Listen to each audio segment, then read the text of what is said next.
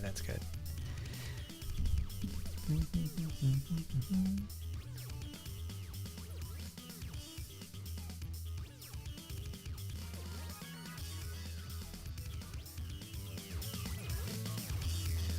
Now I gotta turn it down. Excellent. Okay. Find that. Turn the volume on for the game. Let's get started. Alright everyone, what's happening everybody? It's your boy Hardcorn, and we're back today with some brand new Taimanin content. We've got news, we've got new characters, we've got holiday events to do. But as always, we've got to have ourselves an introduction. Oh, I know we're getting to you, honey. We've got ourselves a brand new character over here today. We've got Miss Spinel.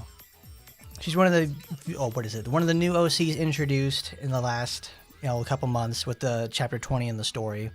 She leads the enemy arc. She leads the enemy camp that we're supposed to be. She's trying to capture Sora along with Lapis.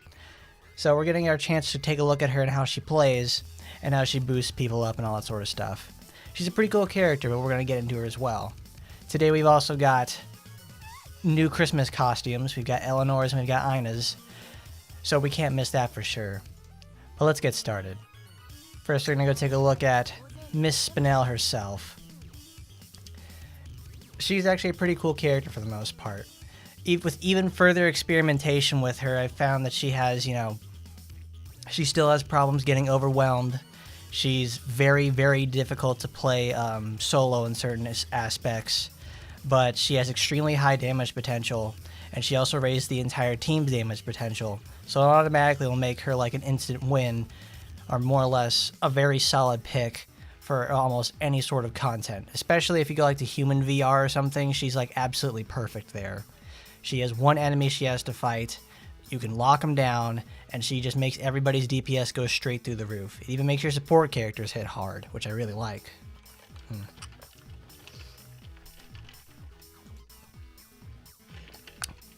For starters, she's a suppressed demon character.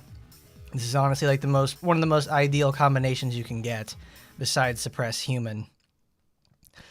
With getting the demon aspect, she gets access in about every color to some sort of damage boost. Suppress, she has a lot of damage boost and also critical rate boosting as well. Her stats are pretty okay. She has really awful critting. Her defense is decent at best, but her base attack is now the highest in the game. She now surpasses Ingrid in many ways. She's not as pretty as Ingrid though, which is honestly a bummer, but she now has the raw attacking power to absolutely outclass her, and at least in terms of damage potential. Spinel also does the same sort of skill spam that Ingrid can do, but now she has a formation. Now she has a passive that really benefits you from spamming your skills all the time. Her HP is nothing to really speak home about. She's like, you want to just keep attacking with her. She's born to beat things up at all costs. Makes her actually a nice AI character to use, because since AI characters love using their skills all the time, they really just go nuts and like let her stacks just fly up everywhere. However, the AI does not know how to sustain stacks between waves like on Demon VR. So if you're playing as Spinel, it's actually quite it's a bit of a little mind game you have to play, but it's like we'll show that off later.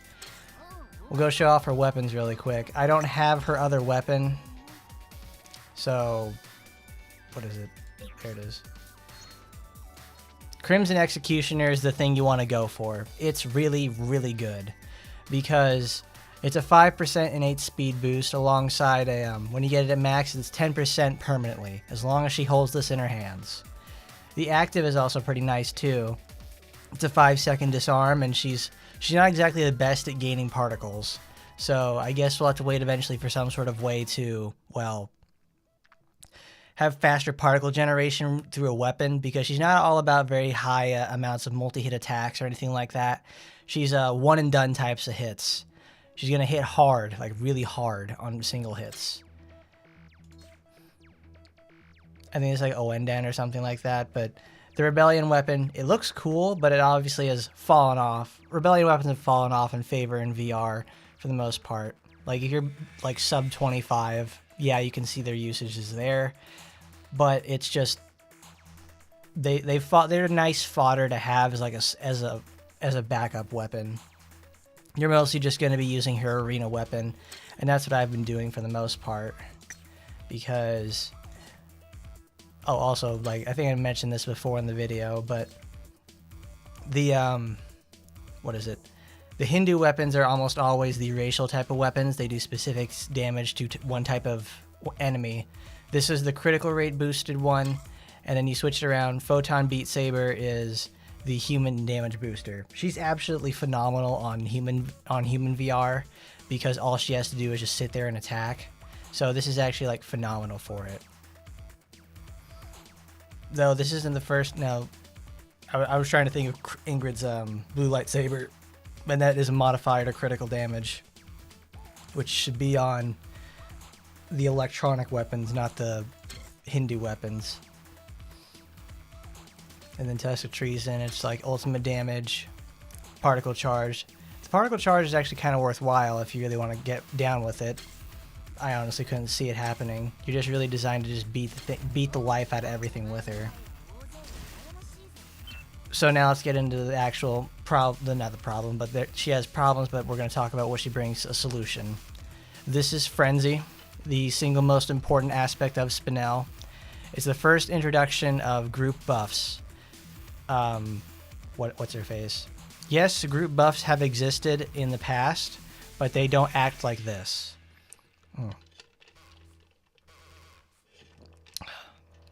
This one is specifically designed to, like, you know, in the past you could give healing to people through the fields or debuff an enemy and everybody gets healing with Felicia.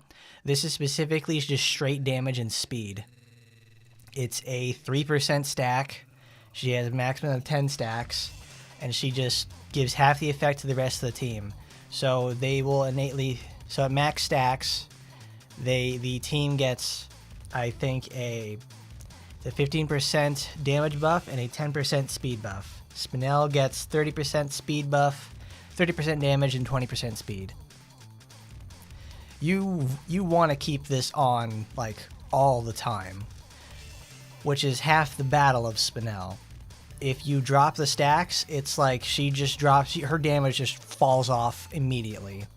So you have to be, you've got to be on top of it. Because you're more or less just waiting for the skill cooldowns to come back, which is the big thing about her. So let's take a look. Well, actually, let's start from left to right. Her Taimanin art actually reduces this hit count in here is not exactly true. This is also a similar problem with what's her face, Eleanor. Eleanor only has 3 shots to her basic attack string. Spinel has I think 3 or 4 with this active. So there's no need to have all these icons here to show a 5-hit string. She has a 5-hit string without this. That's the thing.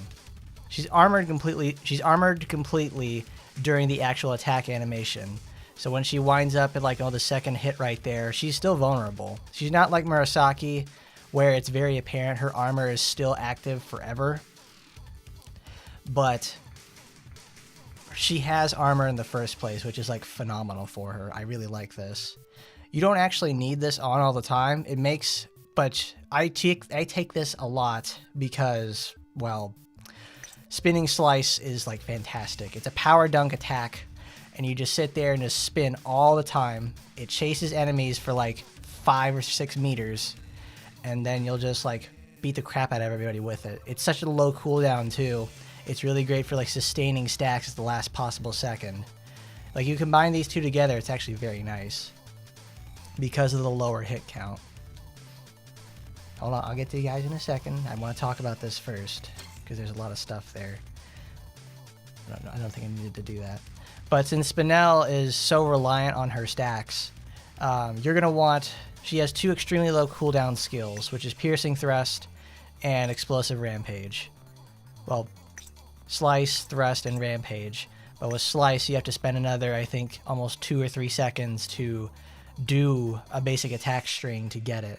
So it's effectively got a 3.5 second cooldown, which is actually what it turns out to be when you have a green set on it.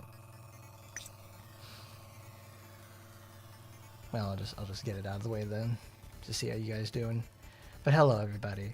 I just want to talk about Spinel, so because it's like she's very exciting because she has so much going on. I hope everybody's gonna have a Merry Christmas, though. Merry Christmas, Kwanzaa, Hanukkah, you name it. You name it, whatever happens.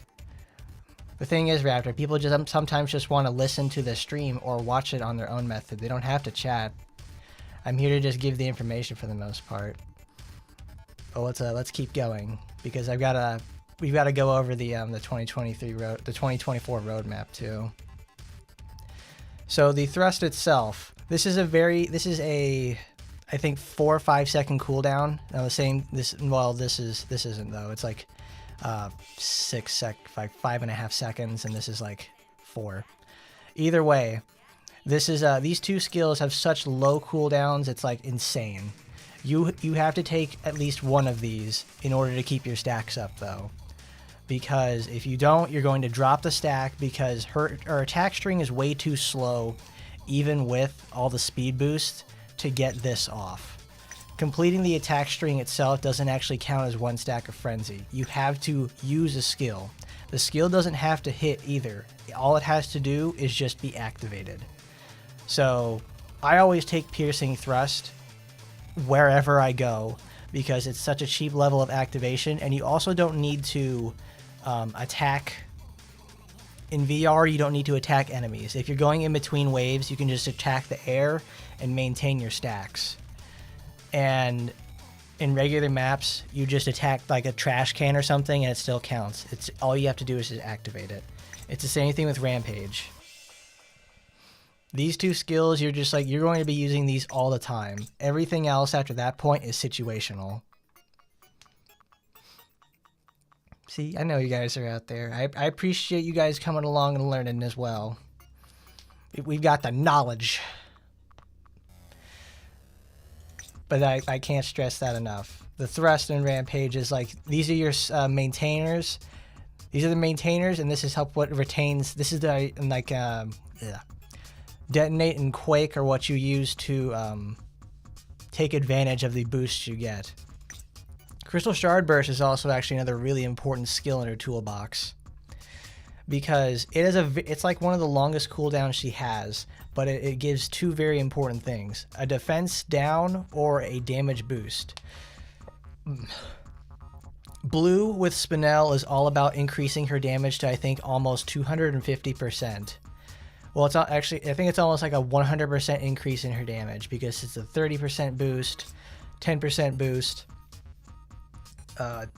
At max stacks at 10, that's another 30%, so that's 30, 60, 70. I think one other one has a, yeah, that's it. This one has another 10%, so that's 70. And yeah, it's a 70% boost in the first place, and that's before any other buffs that she gets, like from the fight itself, supporters, anything really. So she can actually, if you can really do it, you can get up to 100% increased damage with Spinel. You have to finesse it around though. That's blue though. We'll get to green in a minute, because green's the one everybody likes to talk about.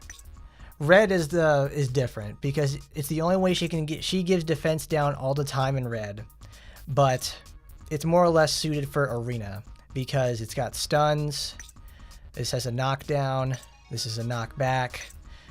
Range. It's like you just affect. This is a this skill is effective. This is like one of the worst extreme dodges in the game, but you don't actually use it as like an assault tool.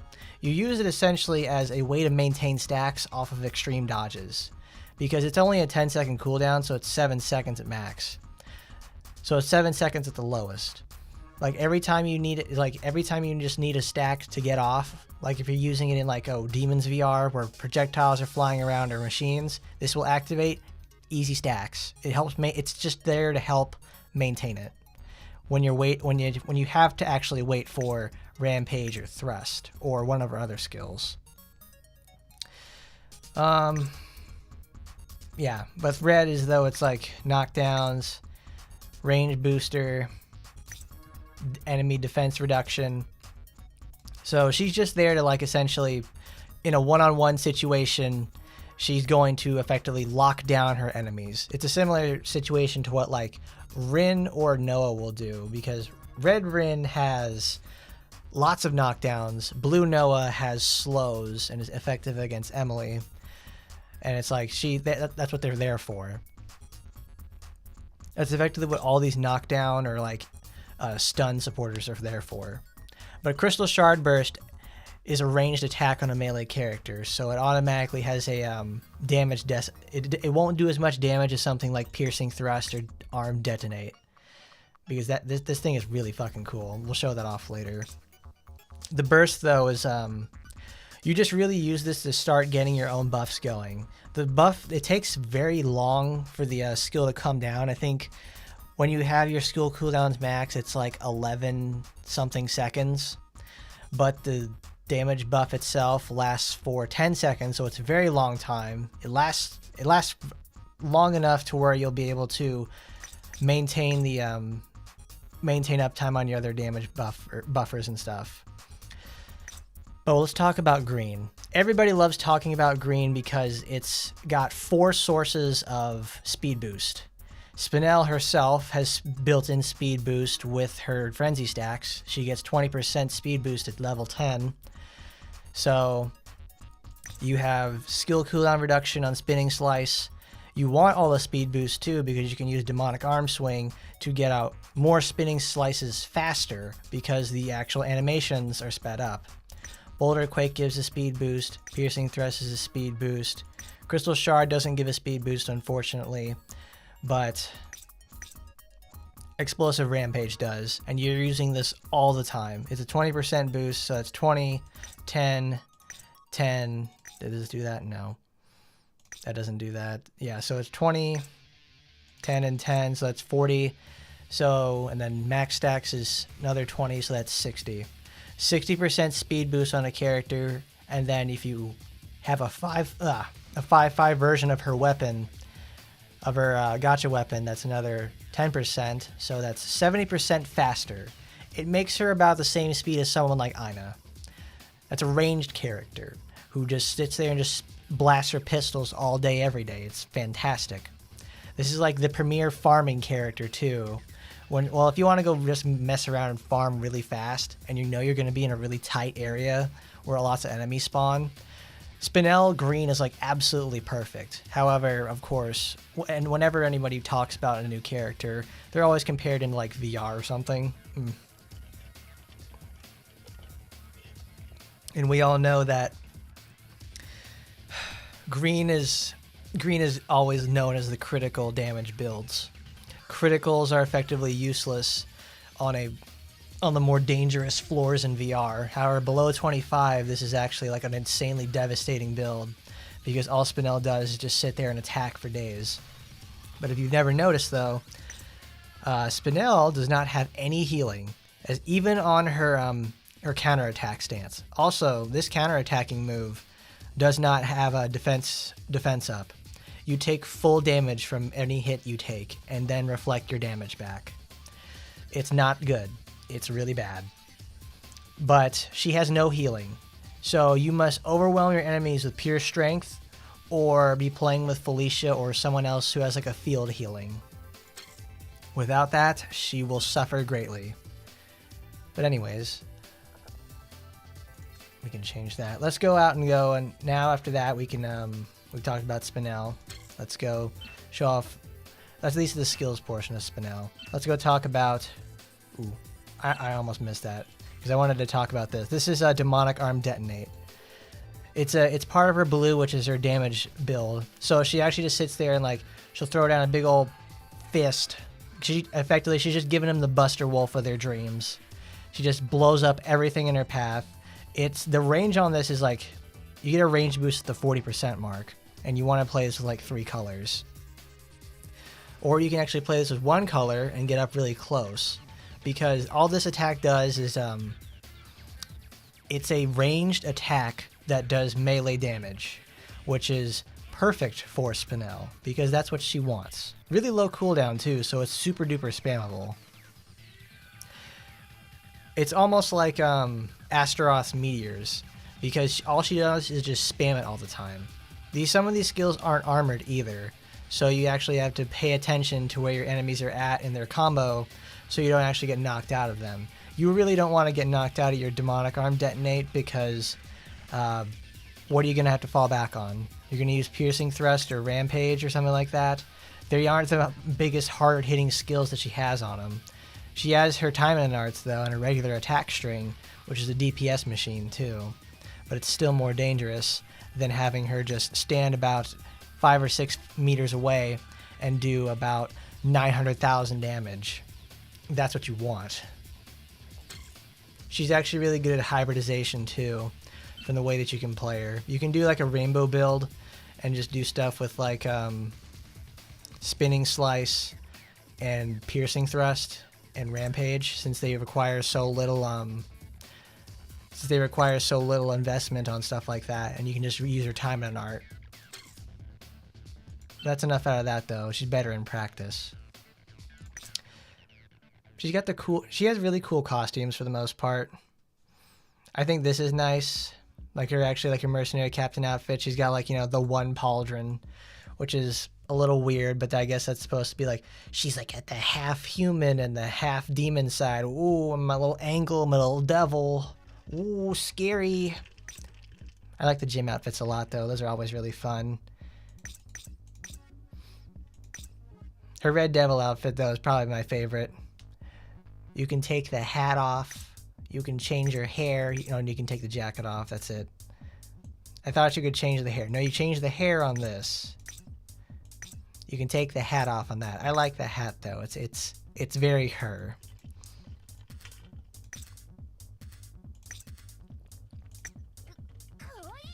Oh no, we're keeping our Christmas costume on. But her friend costume is obviously Lapis, since they're probably going to be like a package deal situation. Like in the future, since Spinel herself brings in Frenzy, I wonder what Lapis is going to do, because she's all about assault. She's about getting in your face and up your ass with tons of damage. What's Lapis going to do? Is she going to be the more defensive option of the two that brings healing and defensive buffs? Probably. There's probably going to be a third person, though, that ends up rounding out their VR trios, so you can actually use them together and get super duper meta with it. Alright.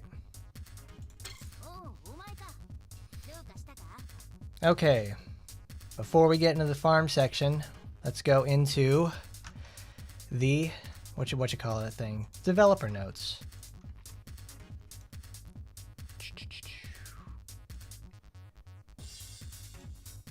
Alright.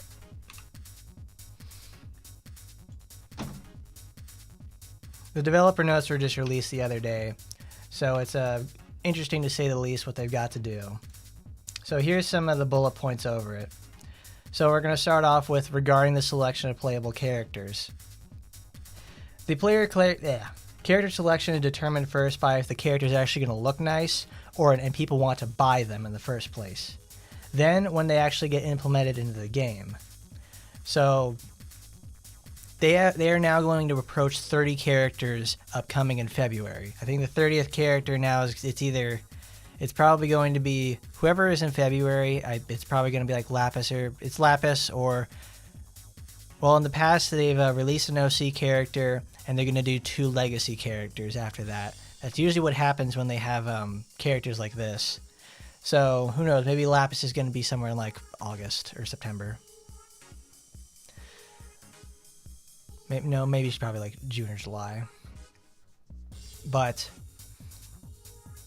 yes, it's like the character has to look good, and it has to be tantalizing enough for them to, make people want to get them in the first place. That's honestly like, yes, they are still a company at the end of the day. They have a bottom line that they got to get over. It was so many of them, and then they started considering over here with the regarding to we're now going to be approaching 30 characters. So they want to and also don't want characters to share weapons, because one, if you share weapons, you can use the weapons you have in the first place, and it makes the farming easier to get them up to speed. And if you have a new character, you've got to use a whole bunch of resources to get them up and going, because it's a whole new weapon type you have to get over with. Like, Spinel herself uses Spinel herself uses a greatsword. Everybody was thinking she was going to share the same weapons with Murasaki. I don't know why. They just both use big weapons. So now that that's not happening, that didn't happen, you have to now spend like 50,000 arena coins to get a new weapon. So they want to avoid that idea, not at least, probably to a certain extent, because, fatigue due to collection and growth. Like, whenever you get a new character, you effectively lose like 4 spots in your inventory, because now they have like all these weapons they have to start collecting, or all these other costumes you have to start picking up. We listen to the voices of our users, so please feel free to express various opinions about playable characters. And I know you guys do a very, very good job, to almost a fault, about various opinions about playable characters. Keep it up, guys. I want to see White get in the game. And of course, everybody wants to see Mirabelle get in the game, of course. And I want Foxy Grandma to get in the game. Man, her name escapes me right now because I have like the Koikatsu card for her, and that thing is awesome. But anyways, next up is renewals.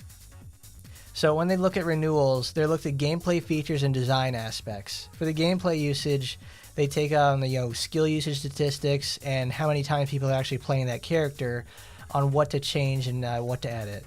And then on design features, they have character traits and designs from community testimony that they look at for past and present artwork. So they're going to look at because obviously when they do a renewal, they read what you guys say. They take that over in the meeting, and then they get scared to death because they think what they did was wrong. And let me tell you, I'm pretty sure they obviously heard what they did to good old Asuka over there. And it's like, oh, I hated it. Oh, I thought it was terrible. Yeah, they heard it. So now we're going to do the hot character that everybody loves. It's Emily. Mostly people just use Emily because she'll very hard about the whole fact that she's the auto farming character, and she's so OP. She's not really the strongest thing in the world. Shisui has surpassed her, that's for sure. But I'm thinking this renewal that's coming out for, I think in the next 2 weeks, is gonna really probably shake some things up for Miss Simmons.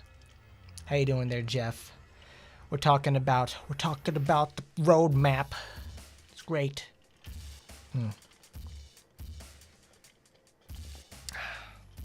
Like over here, when they talk about appearance of the character itself, faithfulness to the original work is the foremost criteria.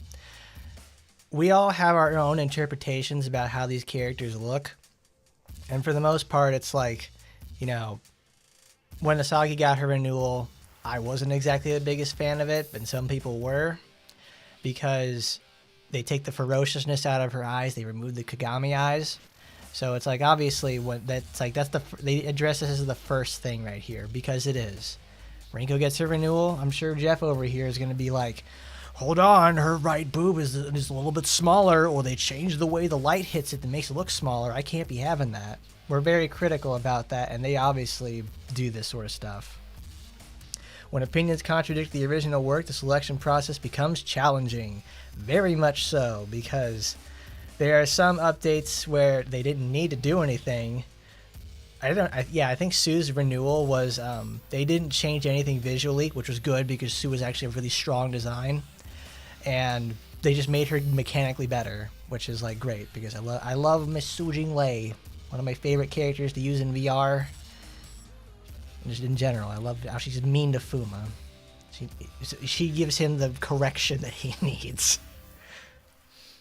Character modeling, transformation, in-depth character analysis, and multiple rounds of verification, making one of the challenges stages for the development team. I'm sure they have internal bias regarding characters, designs, or what they want things to look like. I wonder if they actually, though I do wonder if they actually contact like, oh, Potion, we're going to be doing the renewal of Astaroth. We want you to take a look at the art itself and like the model in game and see what you think. So I wonder if they do actually ask the original artist of it, because, you know, Sakura and Asagi have been obviously changed for months now.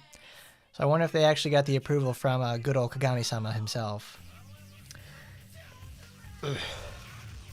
They do consider a lot of details, and like I love this part right here when they talk about the number of eyelashes, because I've actually done that myself. I actually will count some of that stuff. I will look at that stuff and get really anal about it because I'm an asshole. And I want to make sure it works. But you can see where they spend most of their time in regarding character renewal. There's 3 paragraphs about the design and look of the character, and here's the gameplay portion. One, like 3 sentences. That's it. It's great. They know what stuff needs to change. This is obviously like just hard numbers that they look at, and they make the changes necessary. So whenever you have moments like, Ingrid didn't need that, Shiranui's got nerfed or some shit like that, Asuka, that was terrible. I've actually liked Asuka's. She's more sassy instead of, I liked it. I really did. Next up is costumes. Costumes are effectively added whenever they want, or they feel a lull in content is approaching, and they're going to add a new set in there to, you know, tide them over until the next series of events or the season comes up. They still got some ideas in the tank, hopefully, and they have some in the bag for a rainy day. Because look, they got 40 costumes in there that are in service. That's 40 different themes that they have to use. Some they have obviously completely neglected, and others, they update the hell out of them. I think every single character has a bathrobe outfit, and there's like 15 maid outfits, 20 bunny costumes. You know, there's some that people really like, and they obviously will do for almost every character, and others that are like, where the hell were they? I want more Taimanin's Day Off. That's probably my favorite set, and along with the Race Queen one. Those are great. Let's see more of them. Let's see more. See, they talked about this like a long time ago. The intention was to put them on a rotation.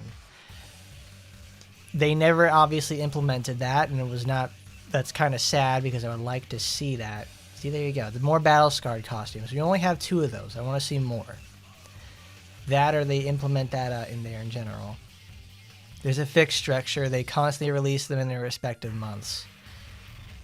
I don't really understand the fixed structure idea, because, you know, man, Apostle Shiranui was released 4 times in the last year, and now they don't run it at all. Same with the punishing Yukikaze, and an AEW Annihilator Yukikaze. Those 3 were reran like all the time. So obviously, if you missed it, you don't got it. But in 2023, they feel like it's a waste to use the accumulated ideas. So they got a new approach.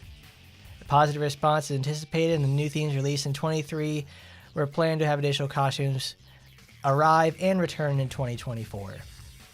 They did not bring back Rin's Golden Pass costume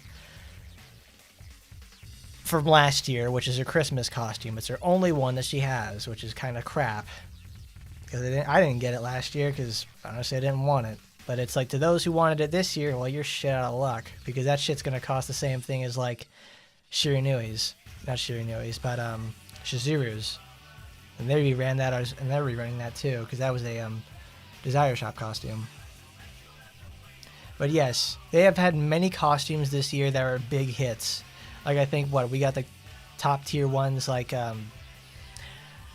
Emily's comes to mind. Baywatch Emily is like the one that everybody's probably going to go to, because that is a home run costume. Race Queen one, that's a good one for me. Battle Scarred. and Battle Scar. Those are the 3 I can think off the top of my head where everybody's like, yes, let's get more of those. Let's have them in the game because they look great. Fantastic stuff. But this is where the part I was talking about, the lulls in content, comes from. There's no specific period for adding new themes, but they will be introduced when a breath of fresh air, like a surprise gift, is needed. The initial release is planned to feature 2 to 3 characters with different charms bundled together. So, what that means whenever I see something like that is, alright, Christmas and New Year's, they're going to release shit. They're going to do that because that's a big money push at the beginning of the year and also the end of your last fiscal year. So they need to make your numbers look good for when they do an audit. So whenever they have a quarter to come up, which is usually about like March or in April when the Sakura costumes come back around, we're going to get a package costume around that time. Usually you can time them to fiscal quarters or a big domestic, like American event, like say, obviously Christmas is a time like that. Halloween is another one. The game's anniversary, it also coincides with Halloween. They do that every year. For the 4th of July and the Easter. Easter's another one. Summer, they just really lump that to get, well, at least in Action Taimanin, they start off with like, summer starts off at the middle of June and then peaks at the 4th of July and then finishes up in the middle of July. So that's when they do that. You can usually predict when they're going to do a plan like that. But that, like, you'll get something there at that time. However, when they have a lull in content, like, oh man, it's May, and we got a character that's releasing. Okay, the character released in May. It's now the middle of the month, and also the middle of the end of the month of May into June. We are not in time for summer, but we also need something there to boost our finances to get ready for the big push in the summer event. So we're gonna release an outfit. That's what they're gonna do. When you have a lull in content, expect it. That's the long and the short of it. I'm rambling with it. So let's move on to supporters. All right, supporters is something I'm really adamant about. So this is probably a promise they'll try to keep.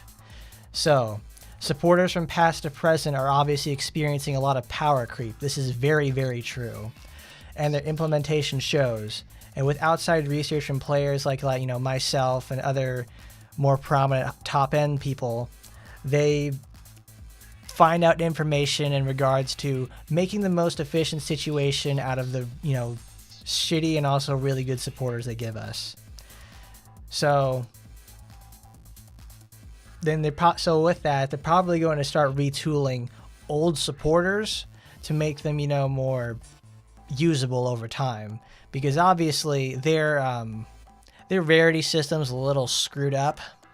Because we have, I think 10 or 15 SR supporters, 8 R supporters that aren't specifically for a facility, and we have about 230 UR supporters, which some of those effects could really be SR supporters. They're kind of bad. So what they're asking for is they have a variety of effects to consider and make them usable. However, in the process, there are some effects that are not well received, as well as effects that have gained attention in line with new content. This is probably referring to good old White Feather Asuka and the Sue disarm strategy, because people have discovered effects that, trivialize content. Because White Feather Asuka is a very hardly recommended supporter due to the fact that you can just eliminate a million damage armor bar in less than a second.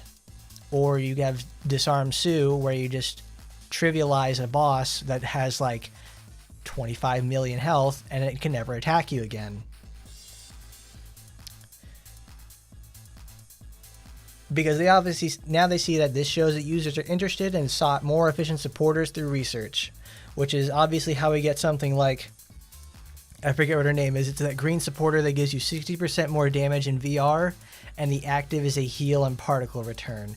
That's a really good and also really bad supporter.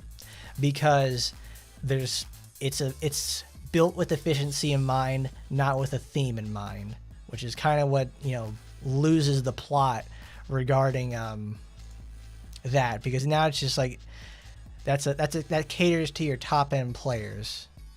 To say I don't use it, of course I use it. It's free damage and it gives a heal when I need it. That's the efficiency thing that they're talking about. The interest in research are the driving force that sustains the game. However, we simply cannot discard supporters that are not frequently used. When they say that, they're going to have, we're going to balance adjustments, features adjustment to utilize supporters they have. So they're not going to try to add too many new game-breaking supporters. We're going to now probably retool old supporters so they're now more usable in the modern game. However, modern is only as modern as today. About another year down the road, let's see how that turns out. Now, while it's not possible to address everything at once, we will demonstrate a commitment to gradually improving and addressing these aspects.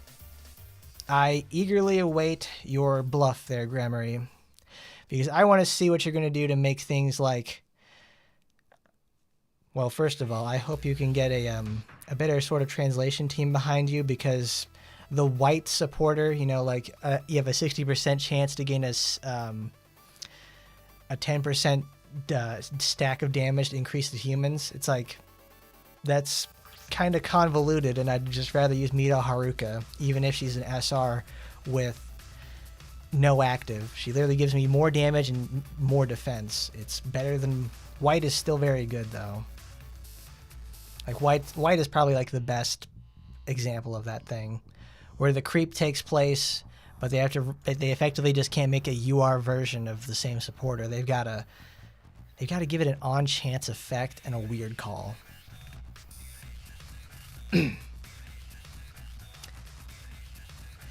Oh yeah, the 100%. They've done, they've made small... the game is 4 years old at this point, and there's still certain day one supporters that we actually still get really good use out of. It's effectively, though, like if you had straight defense or hard attack, like Major is like majorly good for machines, and Fuma Amane, she's 50% more damage to machines, which is like, that's great. I want to blow up those machines as fast as possible. I don't want to see them ever again. So, and obviously, Tekken Kaoru, even though crits have still fallen off a little bit, crits, yes, have taken a big blow, but that doesn't stop the fact that it's still one of the strongest and most usable supporters in the entire game. Like, anything that's like just straight defense, survivability, it's like, you name it, it's good stuff. And there's like, even some of the old limiteds too are still good.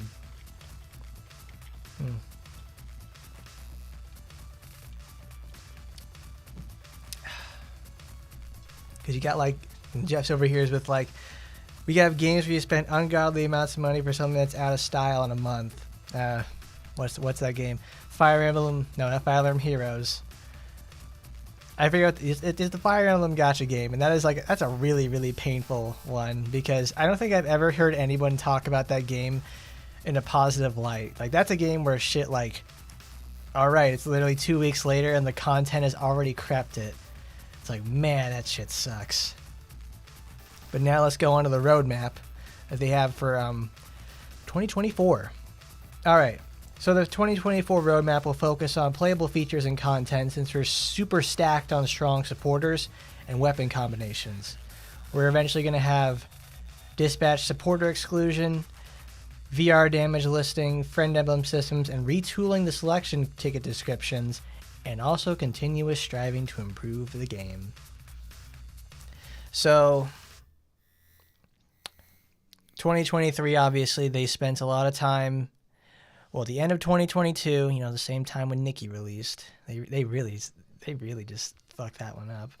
2023 is when they really took the reins and released Go-Go to the public. It's gonna die. It's gonna end of service early next year in 2024. So, and if it already has, well, if you didn't know about it, well, there you go. That says a lot about it. But now that they are not tied to, well, now they're not exactly tied to the project anymore. They're more or less probably going to go back into the game, into Action Taimanin over here, and implement all the features that they really were talking about. First of all, we got, all right, they know we're stacked on supporters. We don't really need a lot yet. However, they're going to implement, what is the tower one. It's in here somewhere. But yes, it's like they're gonna improve probably something regarding the dispatch system. Affinity, obviously. They're gonna change affinity. We're gonna have that's it. Characters and supporters, excess character upgrade points. Like if I've been stuck at 50,000 on my Emily for the last 3 years. She has nowhere to go with that, and she's probably earned over $1 million, like over several million at this point. So what's the meaning of that? It's like I've hit the cap. I hit it a long time ago. In fact, my Spinel today has 40,000. She's gonna cap today. Let's see. Until now, only a limited number of characters and supporters have been favored or used, restricting opportunities for others. However, in 2024, efforts will be made to provide a variety of content, allowing players to collect, research, and enjoy utilizing many characters and supporters. So whenever I read something like, enjoy utilizing many characters and supporters, we're going to have specific content for specific characters. As if we don't already. Like, we already have VR compositions. We've solved the problem. But now it's like, okay, you can only play this mission with Saika, and then you have to use a team regarding, like, Murasaki and, I don't know, Anrose, if you have her, or Spinel. Something like that. So they're going to, I hope to God we're actually going to see what the coming soon feature is for. It's been coming soon for over a year now. I'm waiting, Gremory. Updates include user feedback, improved convenience, introduce new content and features, and enhanced features such as the private room. Honestly, whenever they talk about the private room, I want the adjustability globe in regards to, like when you use something like Koikatsu or anything like that and you want to move a hand, they have a globe that comes up. Because they have to make it, one, usable on a phone for touchscreen features, and also that's what they're mostly focused on, is the touchscreen capability. And it's kind of, and I can only imagine just how shitty it is to, like, say I've got Asuka's hand, she's trying to grab something, and they show every single knuckle in her hand and every joint. And I'm trying to pick, like, something on her ring finger to move it around an object. It's like, yeah, she's not doing that. I have to move the camera around to just see it. I want them to have something like a list of every joint on the body, or like arm, leg, upper arm, lower arm, wrist, hand, stuff like that. So I can select it from there and not have to worry about like doing it from there. That is so bad. That's why I hate using the private room in this game. It's effectively the way anybody does, so you just take it outside the game and use it with a better user interface. Here's the playability aspect. Use your set supporters be excluded from dispatching, along with the function to organize and complete dispatch missions in one go. Cool, so it'll probably be like how Nikki does it, where you have, you have a pool of dispatch missions to do, and then you just do them from there, from one menu, and you don't have to select them 20. You don't have to select 20 different ones, and you can have ones just made for doing that. They're learning about their competition and seeing why they how they can improve it. The results screen for VR will enhance display the damage. Ooh, I'm burping. I don't know why the damage display isn't a thing that was in the first place, but to show that the fact that they only implemented a base coin amount, like say you do floor 31 in VR, it gives 250 every time, and then you can roll another 250 and then other effects. It's like, man, that's why I didn't want to do VR for the longest time, because farming it is terrible. At least early on it was. It's better now. The blank emblem system is actually really nice. You can actually now craft your costumes and like ascend your characters in a meaningful amount of time, rather than just sitting there and either you pay for that $50 package or you go get your other characters to have their ascendancy box up. Alright. And access information with the item selection tickets. That's not exactly... I don't understand this one exactly either, because I don't know. You click on the ticket and you can see what you can pick. You say use and like, okay, I want to pick this item. They're probably going to like rewrite some stuff where it says they make it more noticeable to say random or pick. And of course, we will continuously strive to address user feedback and make ongoing improvements to any inconvenient aspects.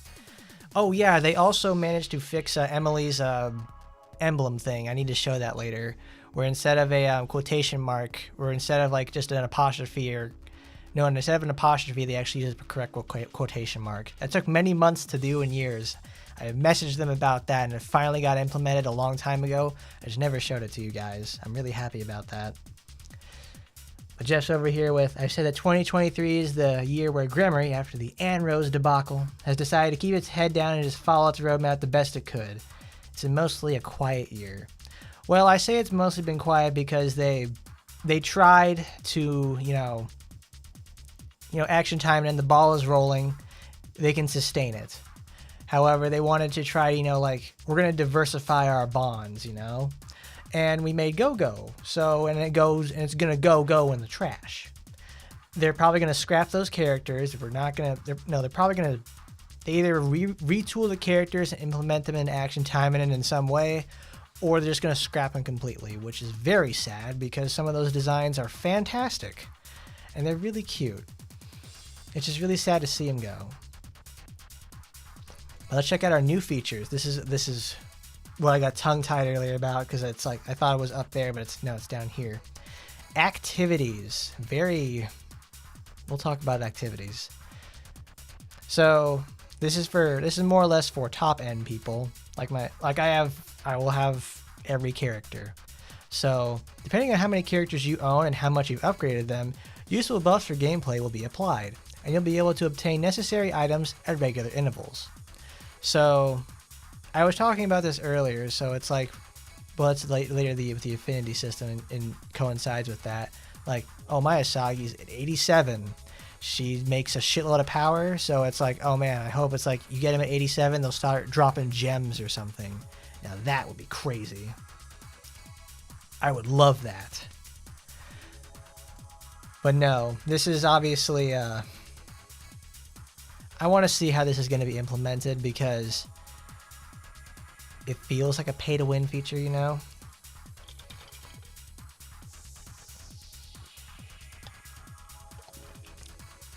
If they're going to have this, I hope they have a way to toggle it. That's something I wish they would do in general, is a way to just turn on and off your awakening buffs or something, so you can just like try it without it. That's something I've wanted for a really long time, was to be able to toggle these things in the first place. But I don't like what this is going. This is a premonition of, because if they take 6 months or a whole year to implement it, like we have 6 characters a year. We're at 29 characters now, so that's 34 characters. We will have 34 characters by the end of the next year. So that means, no, it's 35. 9 plus 6 is 15. We'll have 35 characters by the end of the year, and that means I'll have a bunch of passive income and more passive buffs as well, not to mention my awakening buffs in the first place. I don't exactly like what that means for that, at least for newer players, because that's going to be well, it's obviously a good thing to, like, as you get stronger over time, like the more girls you collect, it's like just people you just sit there and hold them in storage. So like you just sit there and hold all your girls in storage, you'll just have weird buffs. Like, I don't use Kurenai a lot. I really don't. She's a very specific usages for me, and it's like I never take her out of storage, so that's what she's gonna be for. It's already pay to win for the most part. I'm not gonna deny I didn't pay for it. You got that right, Gore. We gotta save Esmeralda. I need my big fists girl, and I need Pickle Rick over there with her chemical weapons. This is also another feature I'm kind of iffy about. Next, we're going to have a guild system be introduced. After adding basic systems like guild spaces and chat, there are plans to add an update for Guild Wars, where guild members can cooperate and compete with other guilds. We're aiming to apply this within the first half of the year. Oh man. My gacha background is from Grand Blue Fantasy. Grand Blue Fantasy is very famous for their Guild Wars, where you will earn hundreds of thousands of honor points over the course of a week. And it's one of the most annoying and grueling processes for the whole thing. Like, oh my god. Like, there's a fun meme about that. It's called 1 billion and lose, where you as a player will have, like, I'm going to do a 250 million honors day, which is feasible, actually. And you can either like, oh, we need to push so we can actually have the points from this round to actually get some rewards that I need. So, oh, I'll do a 500,000 or I'll do a billion if my setup's really good, or if my ping is really good that day, I'll do that. Guild Wars is a very, very shitty time of year whenever it comes around. So I imagine the way this Guild War is going to work is probably like any other ones that games have like this, where it's like Punishing Grey Raven has it where the enemy will have like a 1 trillion health, and then you will fight a scaling instance yourself. Like, oh, you do the easy version, it only has like 10 million health, and then 10 million health or anything like that. No, it'll have like 5 million health on easy, 25 million on like hard or something like that. And you do that and it will do damage to the boss's entire meter. And then you earn points that way.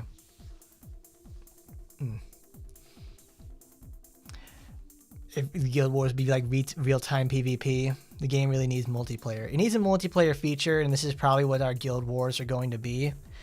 But let's see how guilds will work and what kind of benefits they will bring.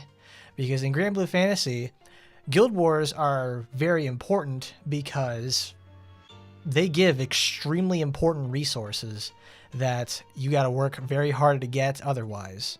So they're worth it, and it's also really good bragging rights. And it also gives crystals so you can roll for.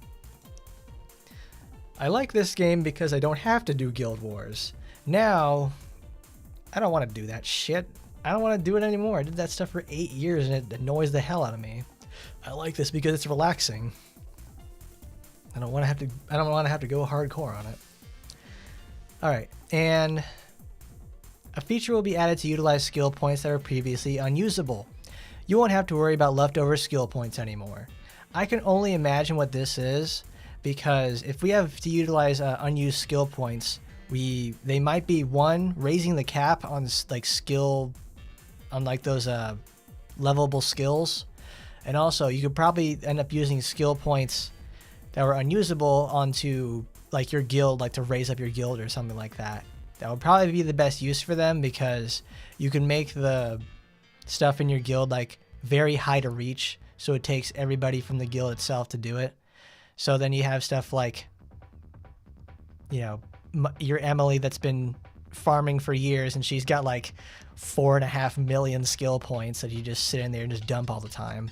I imagine though, when we have stuff like Guild Wars in the game, they will have to implement some kind of anti-cheat. They will have to at that point. And it's going to probably tank the game's like, it's probably going to, one, do some pretty good damage to the arena and also VR, and then time attack as well.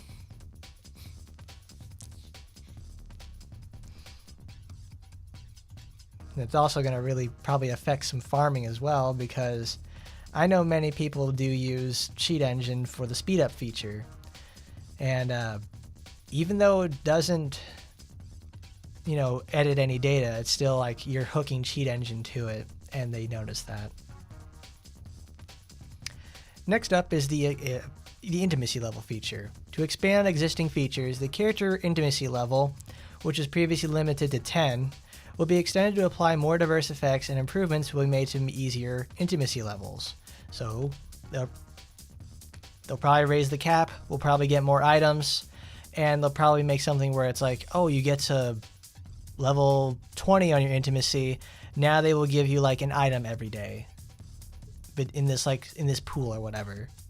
If like you're an assist character and you got it to level 20 affinity, Asagi will give you like, I don't know, maybe like a shard for a gem, or like an upgrading crystal for assist characters, stuff like that. And finally, the expansion of the arena tower, which couldn't be implemented this year, I can only imagine why, will be updated.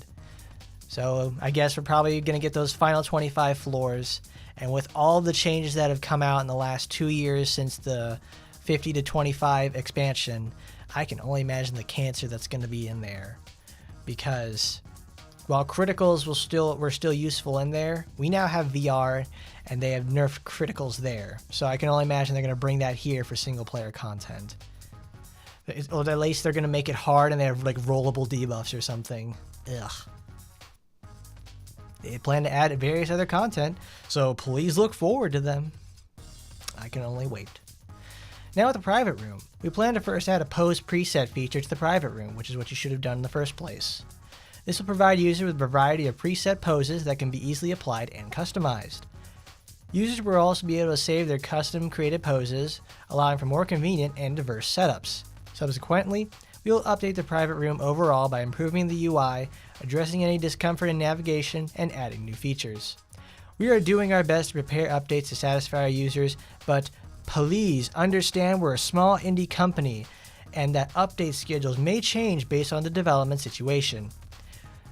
We sincerely thank you for playing Action Taimanin throughout this year, and we will continue to make efforts to ensure enjoyable gameplay in 2024 and beyond. I hope so. Alright, that's enough out of that. Whew, that's a mouthful. Other than that though, that's the little update for it. That's something I wanted to really go over, because this whole year they haven't spent a lot of time talking about that, their roadmap. So stick to it. Stick to it, Gremory. Make good on your promises. But either way, let's get to work. We got some stuff to clean up. Alright, we will do the bonus section after we clear the farm up. Alright.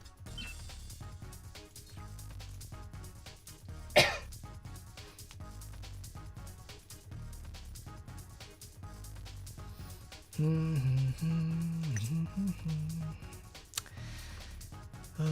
do I want? Well, she can't use that very well. She's a semen demon. Oh, well, we'll just use criticals. Because, I mean, why not? Ooh.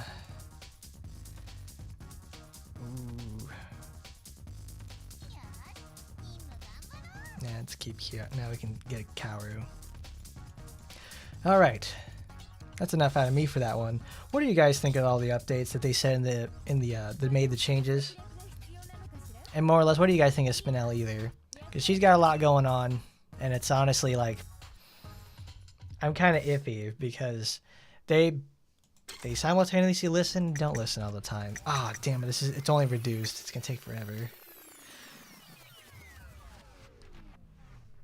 Oh, I didn't change your skills. Because I want this, because we're doing this for the speed boost.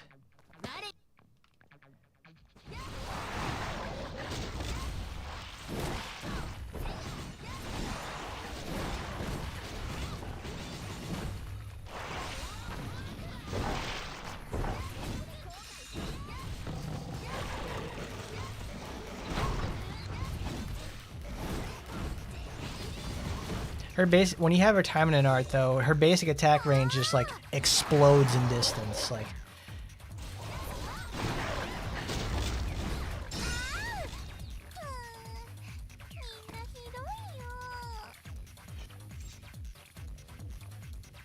the story mode could be split in two. We have Action Taimanin story and the Time of Go-Go story. Just like you have it over there in Heroes. That's it. It's called Fire Emblem Heroes. She's a suppressed character. Okay. Detonate. Rampage. Rampage. We don't need Spinning Slice. We could probably get away with Boulder Quake. There it is. Love Boulder Quake. Boulder Quake, Baldur's Gate.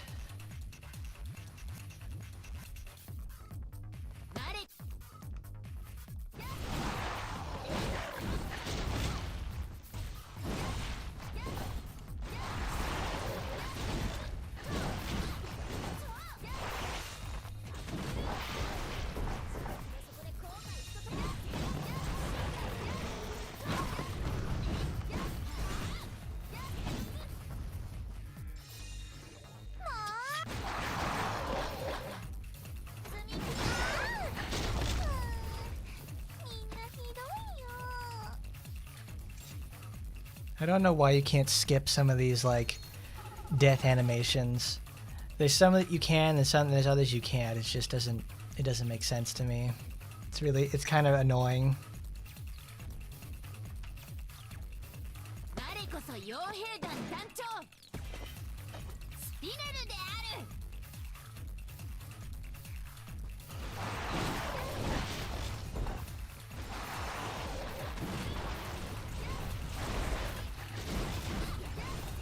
Yes, Green Spinel is like super fast.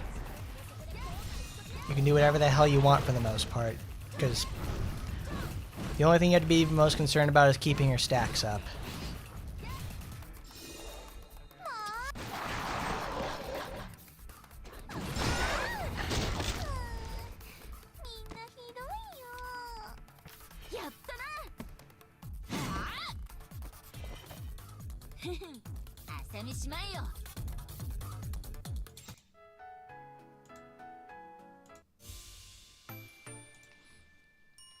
Also, there's something you guys didn't notice, is that a few updates ago, it's like they managed to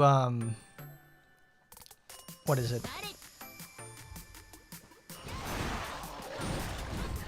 Oh, I can't remember what it's called. It's the the ending jingle when you have like a complete level or something like that. They that is now actually tied to the music instead of sound effects. So you can actually, like when I have the music turned off all the time for, whatever reason.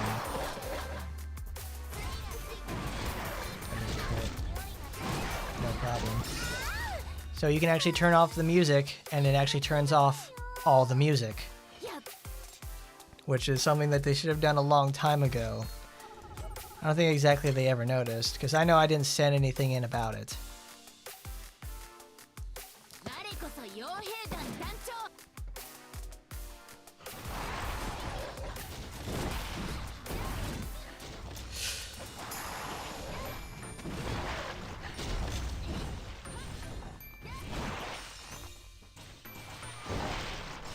Oh, he's a late spawn. Of course he is.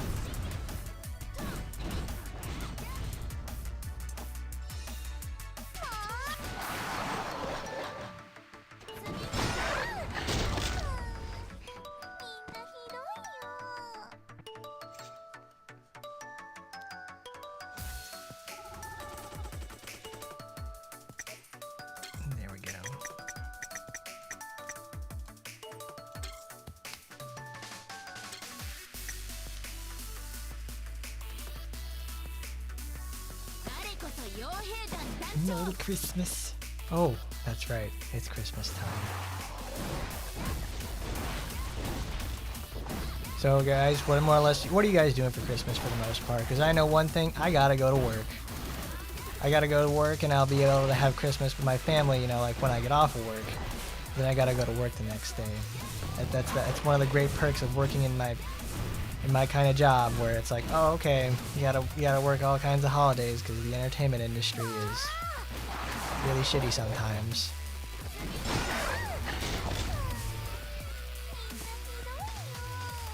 Do any of you guys have to work Christmas? Because honestly, like, I'm looking for some solidarity here, boys. Cardinal, you got over there with, like, you give no food for a game mode, and it's like you give edible food and non-edibles, like a bowling ball. That'll be kind of fun. You just mess around and, like, oh, it's like you can do it on purpose, where it's like I give her a rock or some shit like that.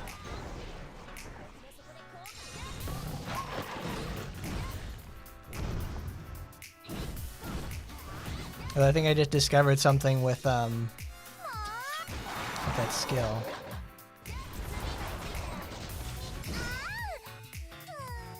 Well, it's not so much that it's hustling. Christmas Eve and Christmas Day fall on my regular days that I have to work. And we don't close on Christmas or Christmas Eve. We're gonna be the only place open too. So it's like fantastic. I worked on Christmas last year, I didn't mind it too much. But it's like we didn't have any like events today on my days off. So I'm kind of annoyed by that. It's like, okay, well, we didn't do anything, so now it's alright, I guess I'll just show up after work. Then I'll have to go home and go to work again the next day.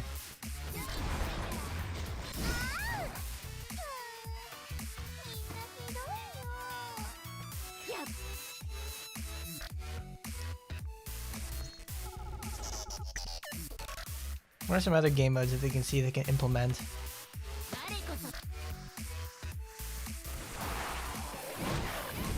Like guys, I've already heard Fruit Ninja Rinko. Well, it's a fun idea. It's like what other stuff we can implement? We got Noah's food excursion. We have Noah's foodie excursion. Damn. That's a cool bug. It's a cool bug for farming. The supporter's effect stays active for longer and you can blow up the next wave.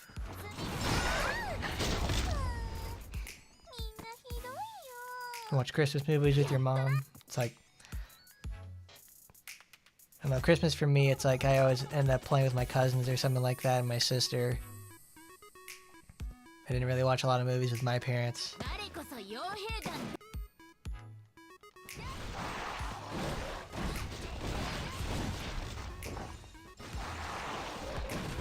Damn it. Oh, I missed.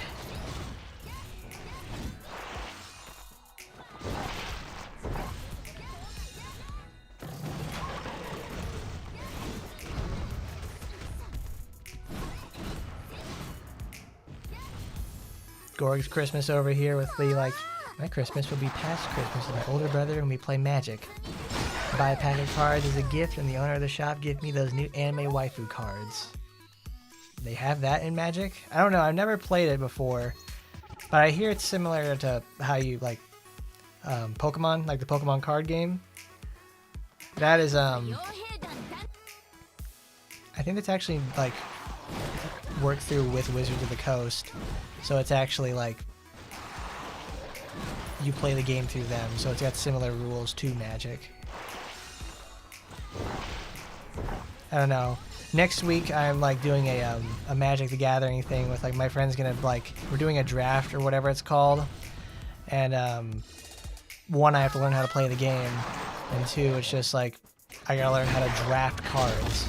I mean, it's not like I haven't played like a card game before. I played Yu-Gi-Oh in the past, like not like I could play it in first grade. Like I played modern formats. It's just I've never done anything like that before, so it's interesting to say the least.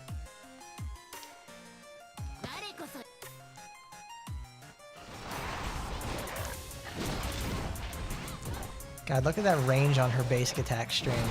That is so insanely far. Like, that would have missed if that was like Murasaki or something like that. Like, this is a melee character and it has like the distance of someone like Aina.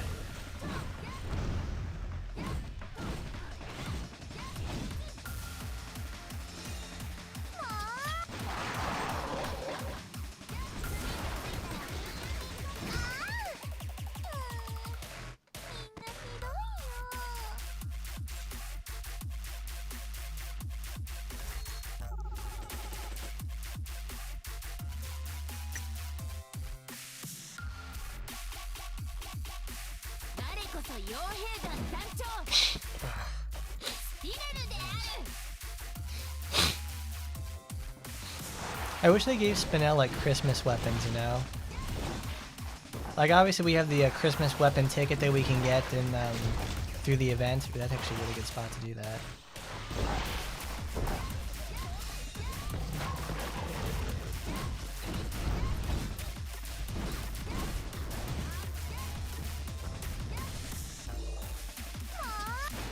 See, when they first implemented those Christmas weapons, they were gacha only, I think, for like the first year.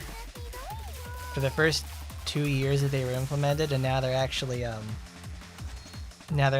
stuff you can get off of a ticket, which is really nice because those weapons are honestly like not good outside of like one niche use, but they're nice, you know, fodder for making your weapons look cool.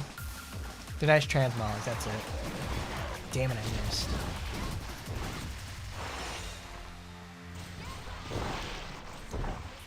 Oh, no way. Come on, bro.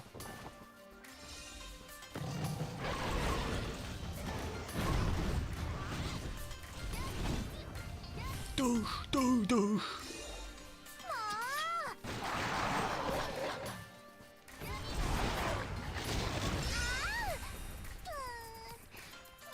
Cooking with Hebiko sounds like a fun idea. Like, you have like a little cooking mama mini game that you try, like, oh, we're gonna cook takoyaki with Hebiko. That sounds good.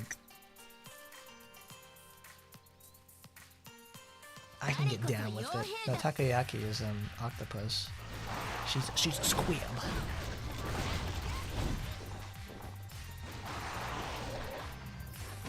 Oh, I missed.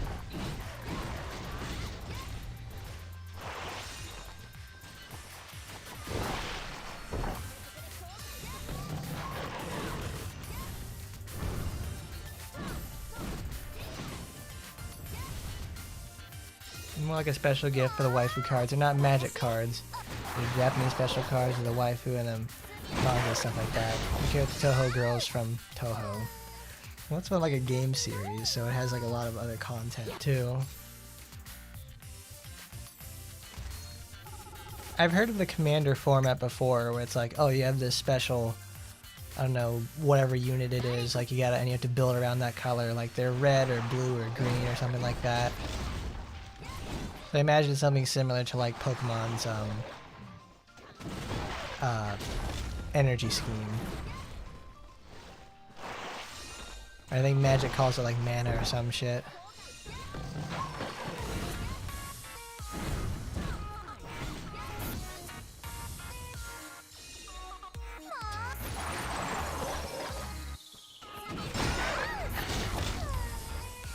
The game mode for Emily would be like a Simon Says, where she's fixing her weapon or robot.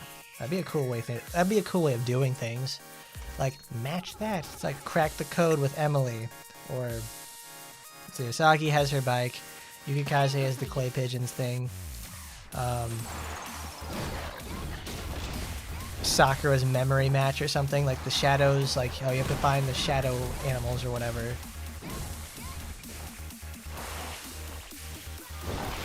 Did we kill everything?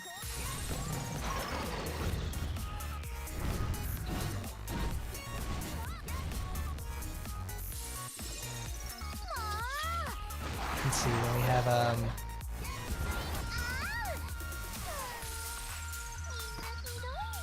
well, that's a cool idea. So I thought of a mini game for Saika or something like that. Saika's obviously all about kicking everything all the time. So I imagine you could have her like kicking either an American football field goal, or she's having to do a you have to time the football, like, or she's playing like, she's playing soccer. She's playing soccer, and then it'd be like you have to kick a field goal in soccer. No, it's the free kick. That's it. Like you got like a team of like demons or like UFS agents that are blocking the goal, but obviously don't want the ball to get in there. And you got to time Psyche's kick to get in the goal.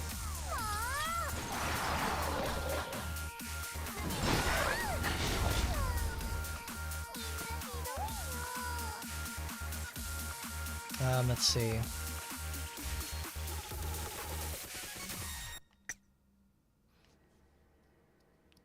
Ingrid's sword slashing training, like she has like a wooden sword and she's training with Laura, not Laura. Oh my God, what's her name? What's the name of the other Dark Knight that she's like? She has a supporter in the game. We had an event about her.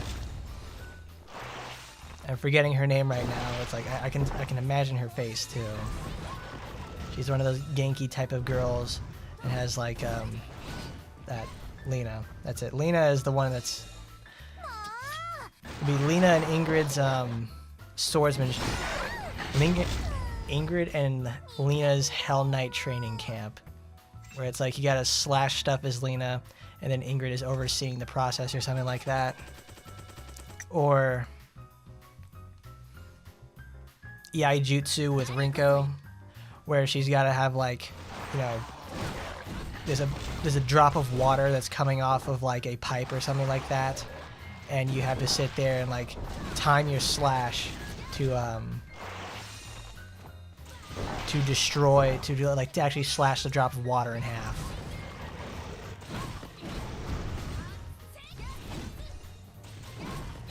I mean, more or less these are ideas from something like WarioWare, but they work as like, you know, something that they could do for the Taimanins themselves.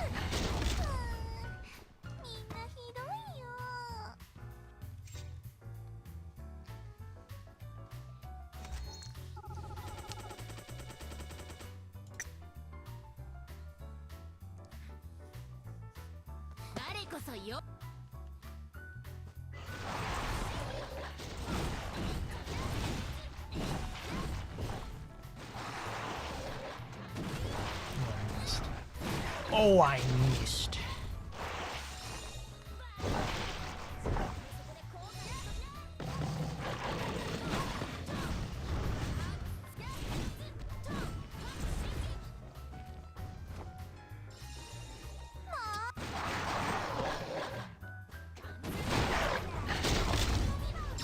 What do you mean that didn't kill you? That killed everybody else but you.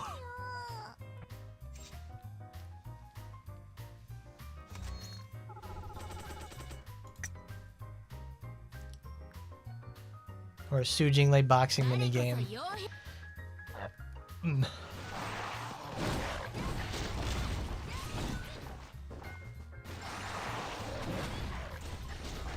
Ooh, that would be a really good one. That boxing minigame gives me an idea. The first Sue. We have the Sue did something with her fist, but it's like she has to destroy as many boards or pieces of concrete in like 30 seconds. And it's one of those like mini games where you just tap the shit out of your screen for 30 seconds straight, and your rewards are based off of how many things are broken within that time frame.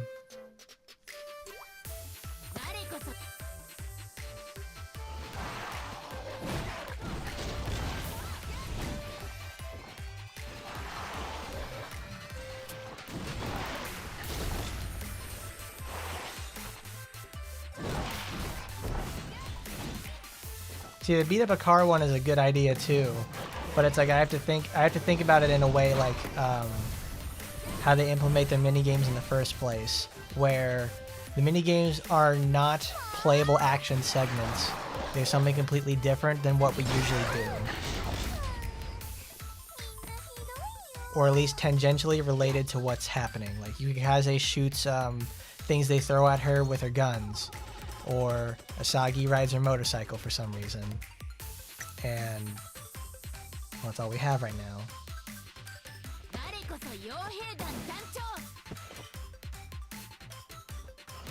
The Sora archery minigame is like so perfect too, because like All Sora needs to do is just, you know, shoot the targets with her arrow. It's literally break the targets. That's all she has to do, and it's like, it's so easy. We already have that in the first place with Yukikaze, but it's the clay pigeons one.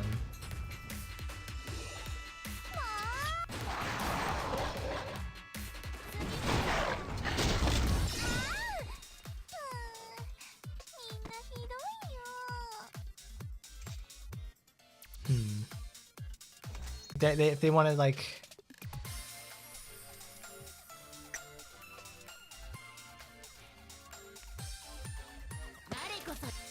How about Shisui's Rock Paper Scissors, where you have to play Rock Paper Scissors against Guardian.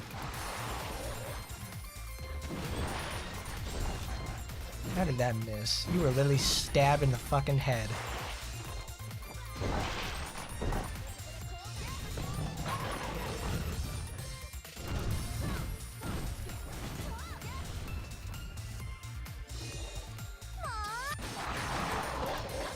Murasaki's could be like a green light, red light, yellow light game where she's following Asagi to talk to her, and you failed if Murasaki gets caught or something. See, that would be fun too. I could get down with that.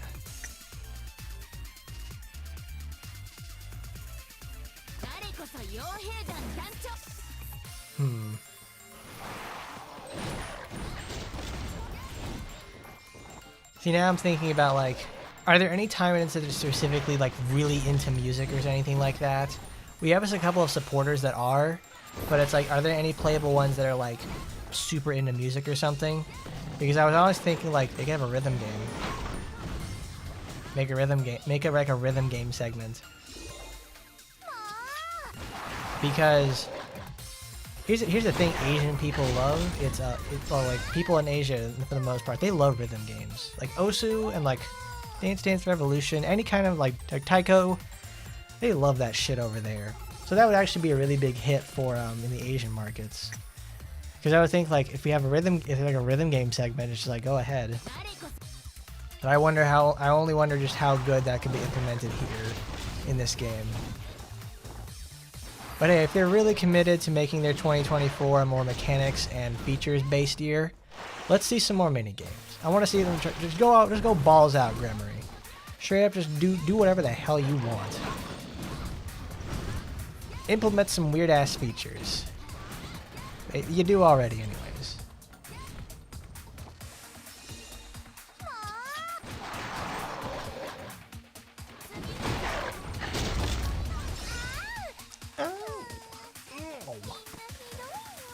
The Kurenai Limited, that's right, because Kurenai had the band, her band segment. It's honestly, that's a fun one for the most part. I'm gonna go to the bathroom, I gotta pee.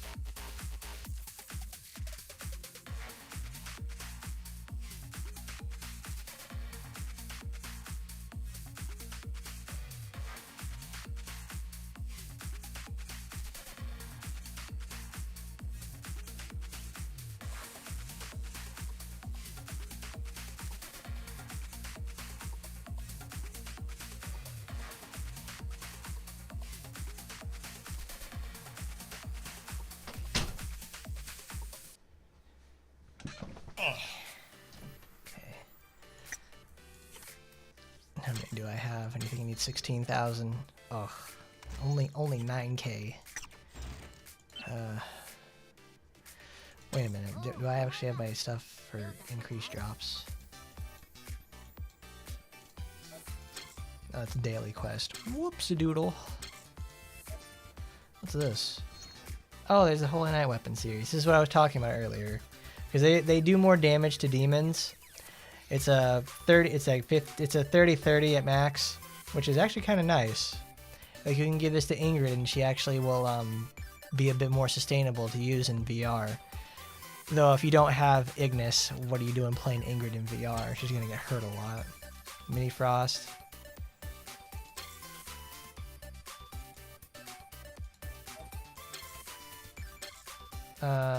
Let's see, where is it? I'm forgetting what I have to do. Oh, crap.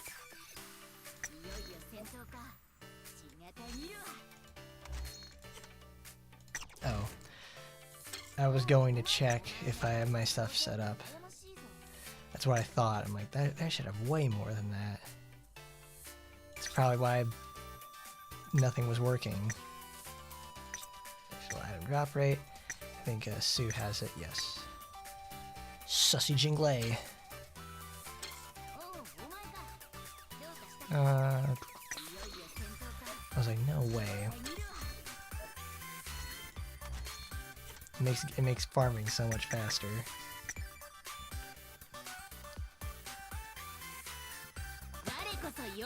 That means I've had that on for like the last 2 weeks.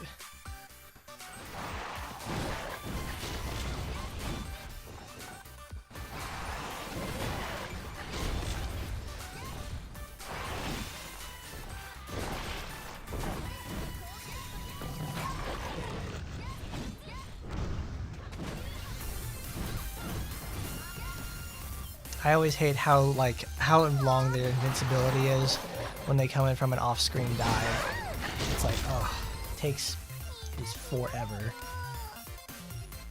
You can't knock them out of the air. You can't do anything like that. It's annoying. That's a Hebishika boost. It helps, but it's like getting double drops essentially is what I want.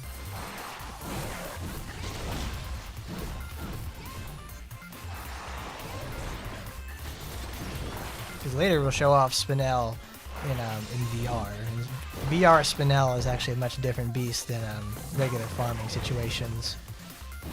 Because Spinel actually gets to show off her, because you actually have to baby Spinel a little bit so she doesn't die.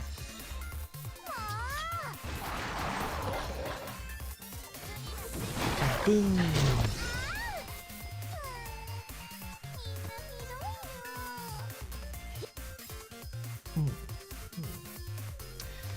A water art mini game where you drag your finger on the screen. There we go, that's the boost.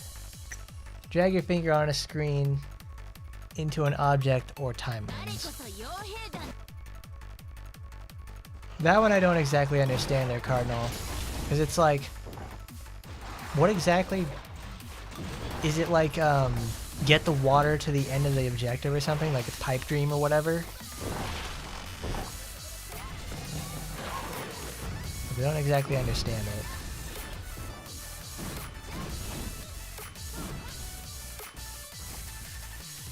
Because if anything, I think she would actually be nice for a memory match game, because she obviously can make clones of herself with water.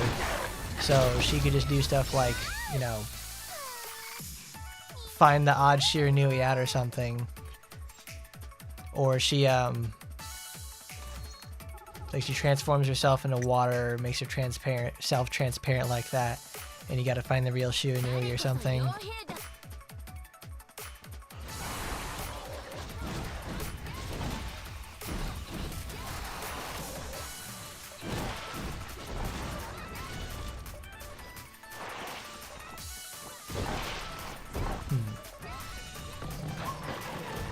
What are some other characters that could do that?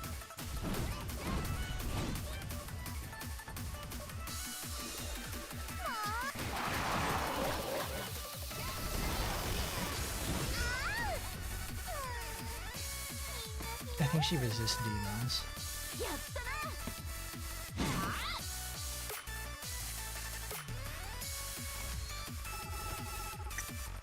Because now I'm having trouble remembering characters. Astaroth could probably do something with her bunnies. I don't know if Felicia could do. help Asuka find her lost parts. I already talked about Saika with her free kick. Aina's just more or less Yukikaze's again.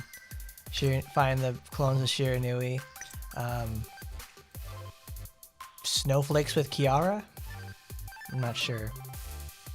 Ingrid and Lena would have a thing. Rock and roll Kurenai.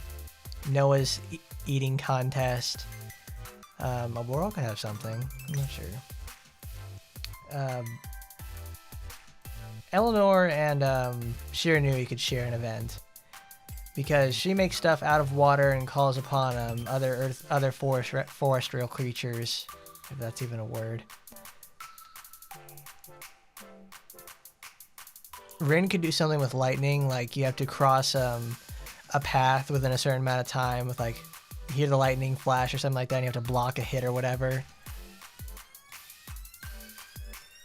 Sora's got archery training, that's like really straightforward. Rinko's Yaijutsu. Shisui, I don't know. I thought the rock paper scissors one's a weak idea, but you could probably do something with her and Guardian pretty cool. Oh, Shizuru. Shizuru's one I thought of a while back. Shizuru would be teaching class, and you know, like, oh, the lesson's really boring that day or whatever. So you start falling asleep in class, and your goal is to fall asleep until the time runs out. Your goal is to fall asleep, cumulatively fall asleep enough to meet the goal, so you can complete the mission. But obviously, if you get caught by Shizuru taking a nap or something, she'll just go there and whip you. I want to use a different set of supporters. Oh, that's not a bug. It's actually how the supporter works. The active explosion, and then 3 seconds later, it does 100 more damage, which is perfect for farming.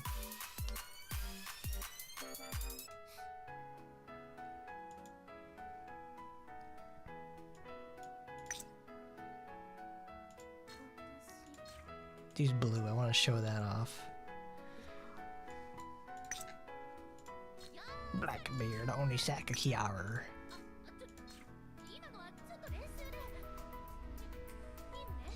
Shiver me timbers.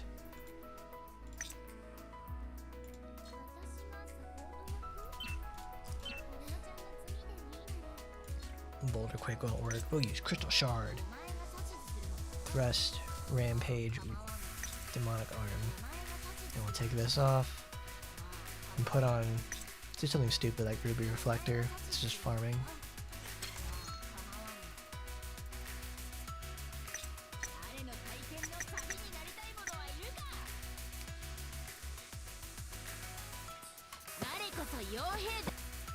There you go, matching game with Sakura. That's fun enough.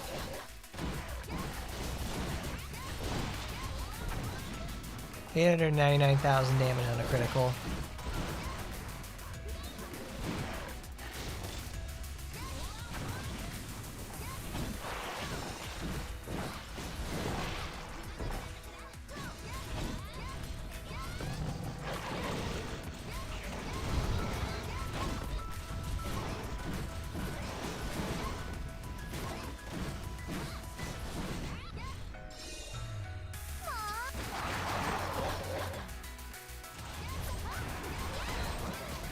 Oh, of course I got interrupted.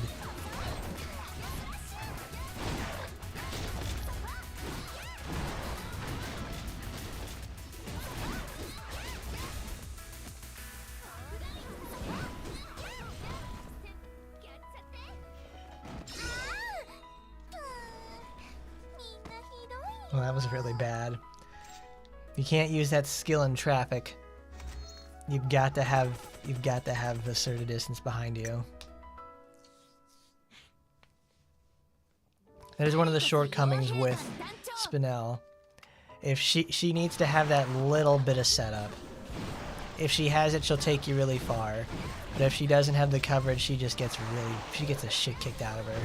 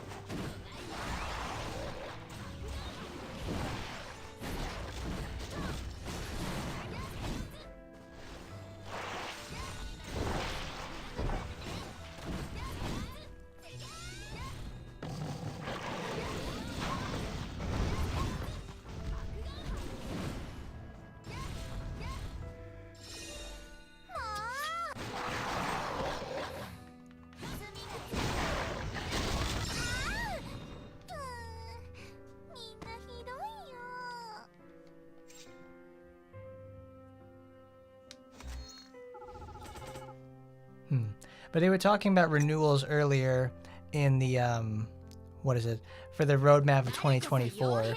But speaking of renewals themselves, though, Emily is getting herself a renewal very soon. So I can only imagine, like, what do you think that's going to exactly change? Because they showed off a little video clip, obviously, of it earlier, and it's like, I don't know. Emily already looked pretty good in the first place, so I can only imagine, like, what exactly are they going to do to make her, you know, that much different? Are they going to make, like, modernize her, essentially? Like, they're going to give her, like, the big, her fancy smanchy OS update that she desperately needs?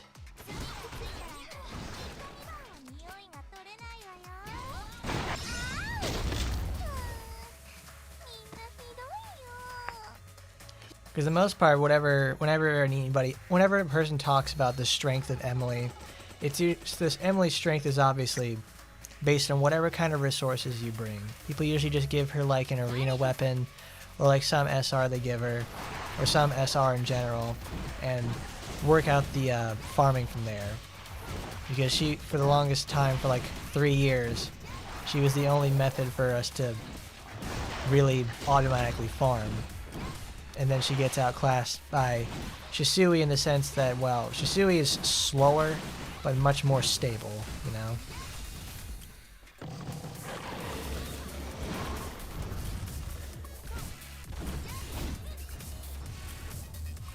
And the sort of idea gets skewed because obviously people are like, oh, it's like Emily's so good at stuff like that. Well, she's good in the fact because it's usually a legacy players talking about that sort of stuff. Like as a new player, you'll get used with her, but I always see people run into the same trouble of to what extent do I have to invest in her to make her automatically farm like hard events? And it's like, well, you can do it pretty cheaply. You just need to start making workable Magatamas. You need to have workable Magatamas, and you also have to obviously have the supporter base behind you. You can use SR weapons, because I think she has a critical rate booster and a thing that defeats demons easier, a demon SR. So she can do just about whatever she wants. But it's still a really sizable investment because she can only use one skill automatically compared to someone like Shisui that can use everything but her healing skill, which is a lot better than what Emily brings to the table nowadays. So I remember when I first got Shisui, like, I knew she was going to be good because she can do everything by herself and leave it alone. And she can heal. It's like the single best selfish heal in the game, next to like Murasaki's. Because Shisui's like really good at staying alive. And that's what they wanted her to do. She's the ultimate farming character now. It's not to say that Emily doesn't have a place either. It's just that, well, times have changed and she hasn't changed very much. This is more or less what her update's for. Probably just like, you know, revamping her textures, giving her the shiny one. They're going to make her look good for the upcoming year. Because, I mean, she's already got her, you know, the caroling outfit, and she's had several limited packages. It's almost like Kiara levels of that.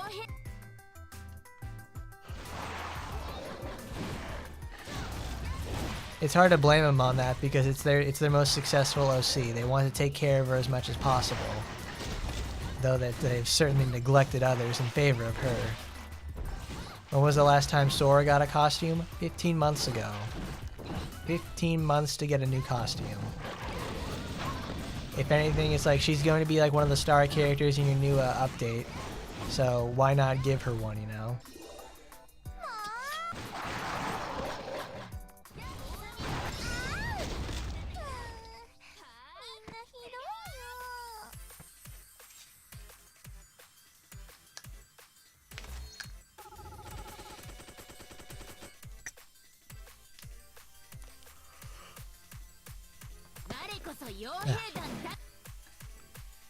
Ugh, I'm getting hungry again. I had some leftover pork loin earlier today. And the thing is, I kind of fucked it up when I was cooking it because I left it in there too long and it got dry. I mean, it's my fault that it happened, but it's like I'm not gonna just not eat it. It tastes really good. Well, here's the thing. It's like it has dark meat and white meat sides, and it's like, the dark meat side is actually really good. I finally got to that portion of the container, and I'm like, all right, I can live with this. But I had like the whiter meat side earlier, and I'm like, this is not good. I made a boo-boo. And my food tastes bad. I'm running out of Taco Bell sauce packets to make it that side tolerable. The dark meat side, though, I can work with that. I gotta drain the water from the container, though.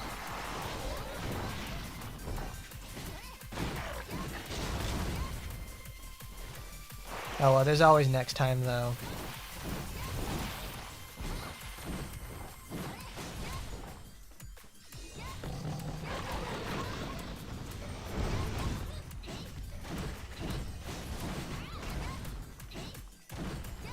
Oh my god, why don't you die? Of course the dog being difficult.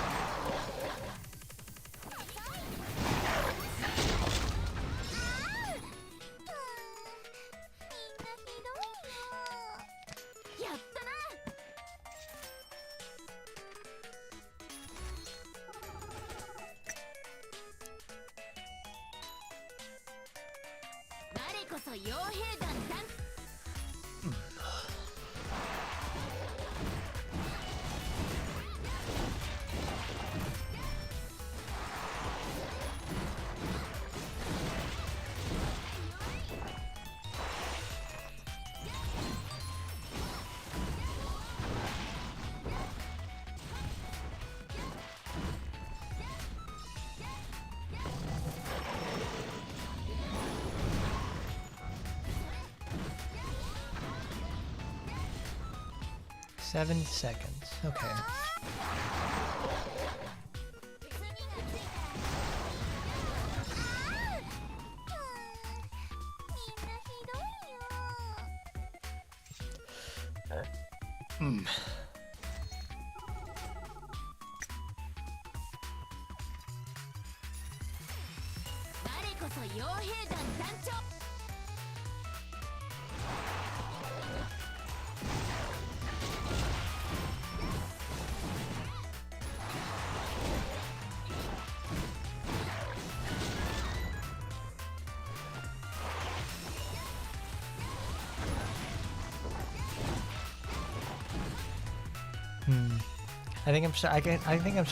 I feel like I'm starting to get sick.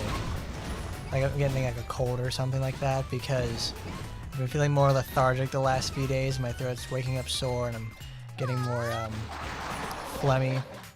Just doing regular stuff. So it's like great.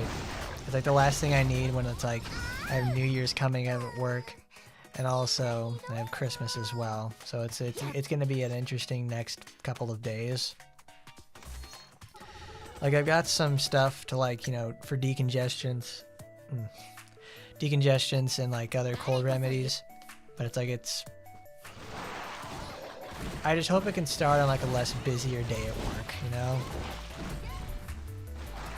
Or at least try to get over the hill on it in time.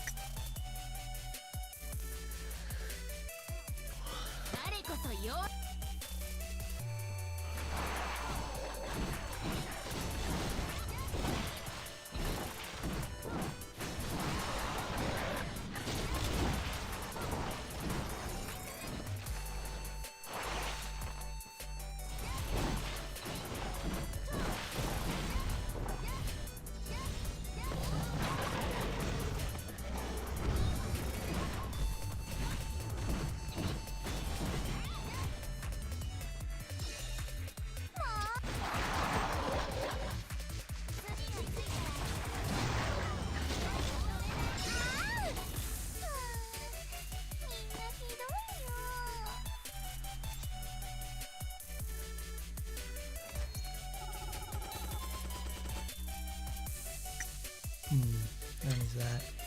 15,000, almost there.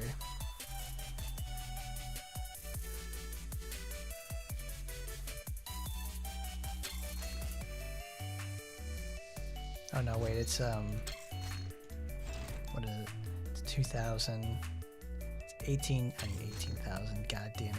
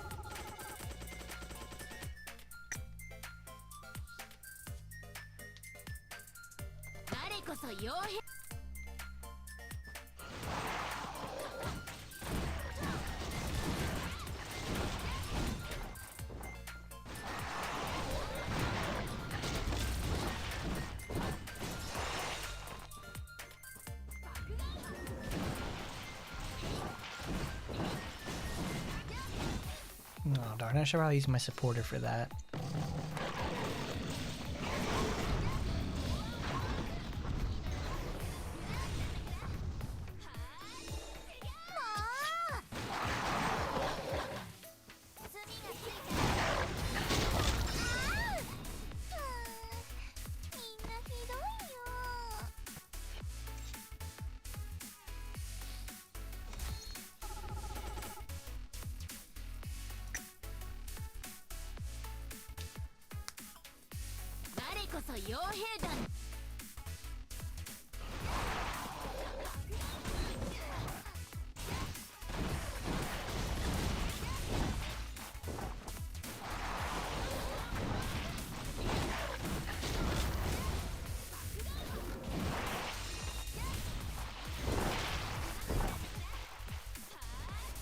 Oh, come on. How did that miss? How does that miss you of all people?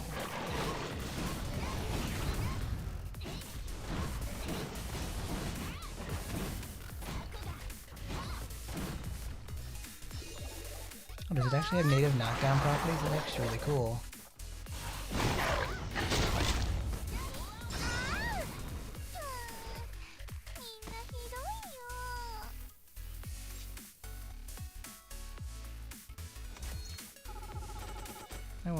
I wonder if those are the same deer that they have in the background for like the ornaments. Is that the same ones that they use for Eleanor's attack, used for Stampede? But they just have like obviously they're Halloween, they're Christmas colored. Kind of seems like they are because they're the same height and everything.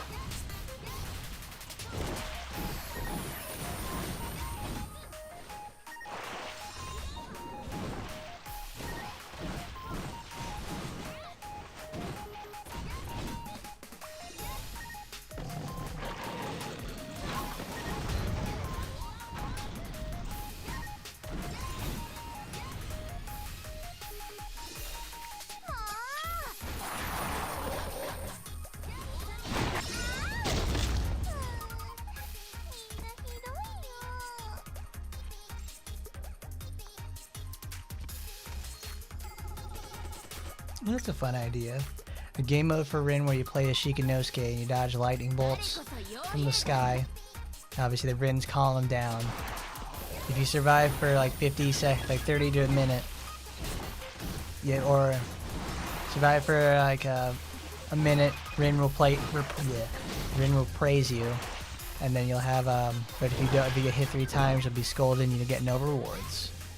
That's not a bad idea. I like that. That combines Rin's effects and also goes to the fact that it's like they are related at some point. I mean, it just makes sense.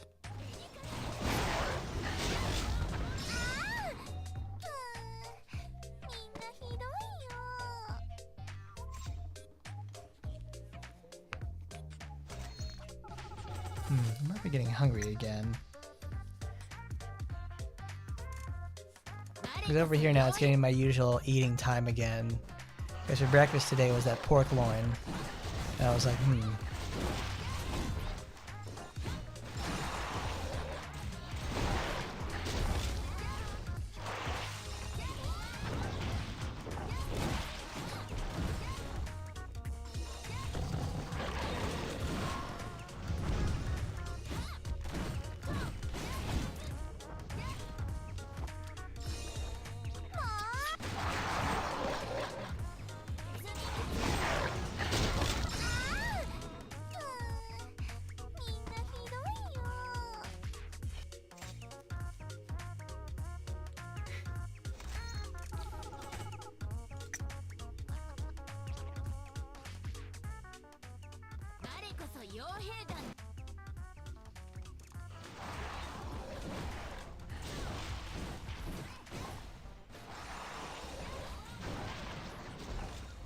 oh, he was just out of range of it.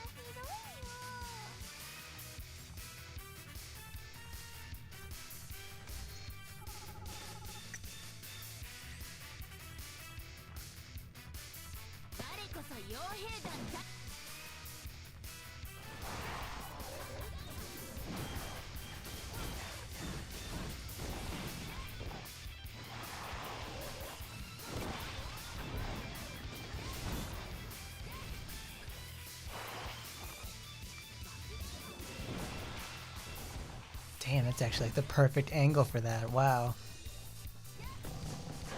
It just hits far enough to hit all of the enemies at once.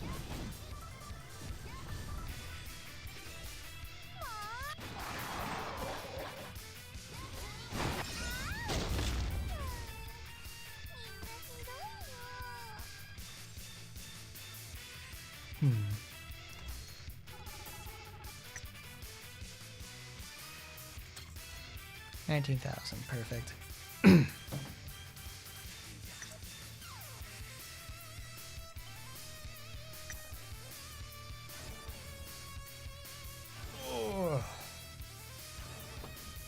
Well, I don't know about you guys, but I bought a steak today at the store. So probably after this, it's like I'll have me some delicious steak. Santa Anemone. Have you behaving, child? Yes, well, we behaved real good there in Anemone. Let's finish. Let's clear out the rest so we can get the free gems. See, this is one of the times where it's, use that fancy smanchy program to speed things up so this doesn't take like 8 minutes to do. Or they could, since they're all about, really just wanting to implement new features this year, how about let's have a draw the entire box at once feature. That would be great. In fact, that would be awesome. That would be something that would be really like, yeah, I could welcome that. I could welcome using all 20,000 of my tokens at once. It's not even for like a thing like my end. It's like, oh, you're using 20,000 tokens. It's gonna take forever. No, it's more or less for really about anybody. It's like, oh, okay. Well, the waiting system they have right now is also somewhat beneficial for people who'd like to use who like the system of going until you have gotten the item and then moving to the next box, because that's honestly more cost efficient than just sitting there and clearing out every box. But more or less what I'm after is the resources rather than just the supporter themselves. But speaking of the supporter itself, Christmas Anemone is a very odd supporter. She's one of the few that in the game that affects the ability for enemies to heal. Now, we had an event in the past that was about in the summertime with an enemy that heals for about its entire HP. If you don't do the combo, if you can't combo them correctly and keep them stunned for long enough, they're going to recover about 1 million health. They have a very high defensive value behind them too. So that means they're going to just, oh, you didn't do the combo right? Well, guess what? Now you have to do it again and wait. It makes the mission take a really long time. And it's effectively a DPS check. So, when you have supporters that affect the ability for enemies to heal, you will have, you can prevent that. However, this Christmas Anemone is a little bit too late on that one. But I'm sure when they finally do implement the tower floors beyond 75, I imagine we'll probably have another healing enemy, because on floor 30, the only other person that can heal is the gangster leader. The gangster leader can actually heal 250,000 health per tick. Gangster leader and Boner King himself, they can heal. However, Boner King is too slow and he doesn't do a lot of damage, so everybody just beats him to death like really quickly. And it's the same situation with the the gangster leader, because he just sits there and eats hits all the time and everybody bursts him down. The problem with the twins when they had their event was that one of them only healed. That's the one you were supposed to destroy first, and you have to do it super quickly or else they enter phase 2 and they buff the other one. It's like an Agni and Ruger situation where you have to effectively defeat them both at the same time. And even if you didn't defeat the other one quick enough, the other one was just an attack boost, but it didn't inflict any crazy debuffs, because the healing one was able to obviously heal itself and its partner and give you a slow debuff, a cooldown, mess with your cooldowns, and I think give you a dot or something. I just remember that. I remember it being really annoying.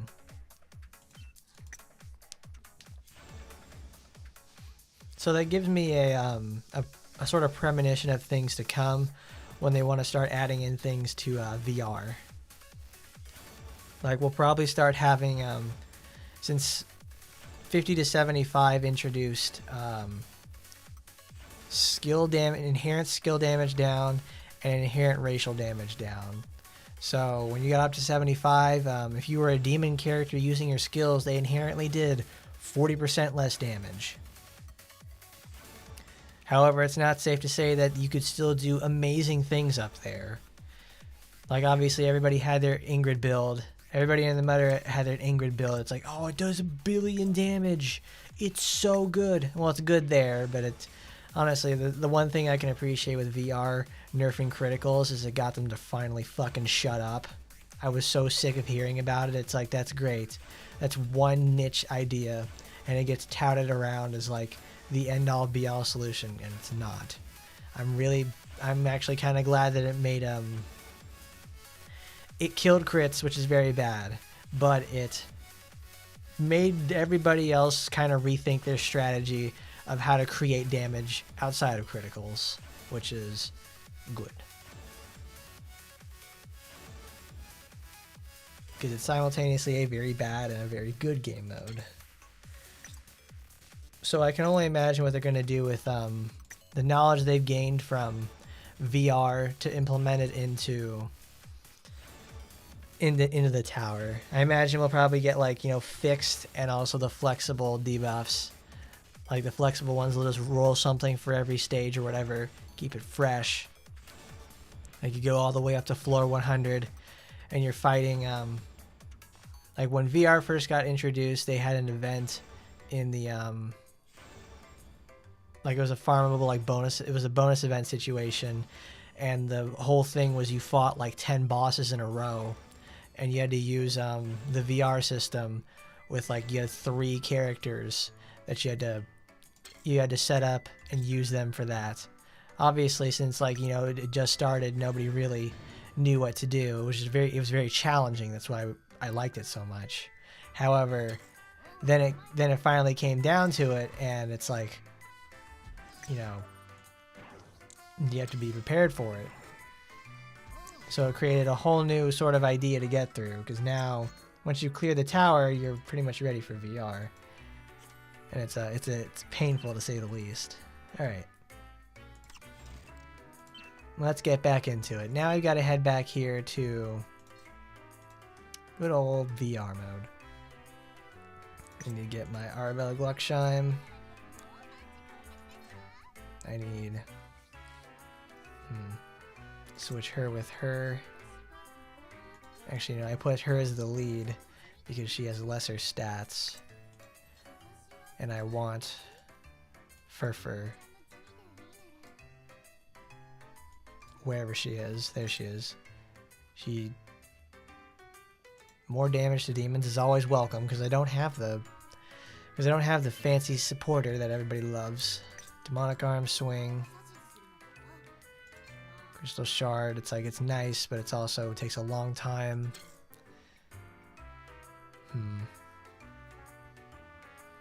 I'll try that. Astaroth needs a re-equip. No, she's got hers. Felicia. Yeah, she's fine. Alright, now, how Spinel fares in VR is totally dependent on how you're going to use her. Because like right now I'm going to use her myself, and that's a different situation. Whenever you see the cooldown increase come up, that is not a thing you want to see, because it hurts her a lot. This is also a place that has a lot of damage over time, and damage over time on Spinel is not very good because she doesn't have any resources to really keep herself from getting constantly screwed over by that.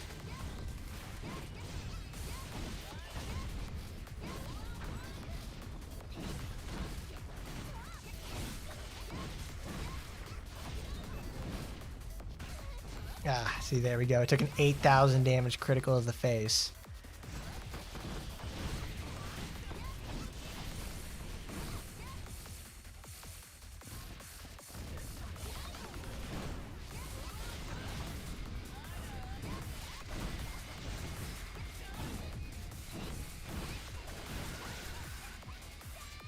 The Crystal Shard Burst is really nice when you have like Felicia, and she lays down like she lays down her debuff, and that's really good for like. She obviously healed. She took an 8,000 damage bleed tick right there, because she doesn't have any defensive boosts. So when that happens, it's like great. She's probably going to get immensely hurt.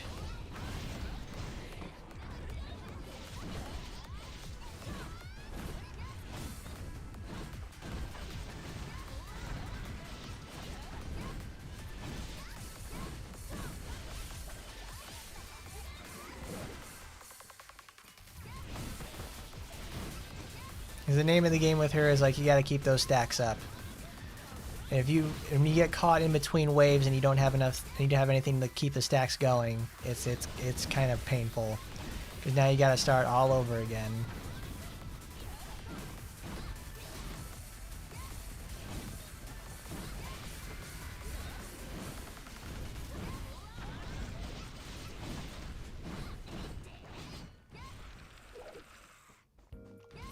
Damn it. Oh, I dropped it. See, there you go.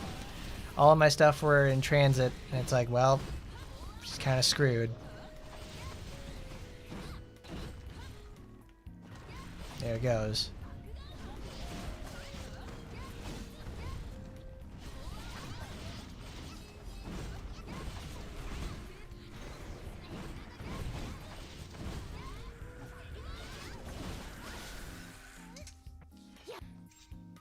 I wish like the wind-up swing for the Crystal Shard's attack was just a bit faster. It really needs that little bit more speed.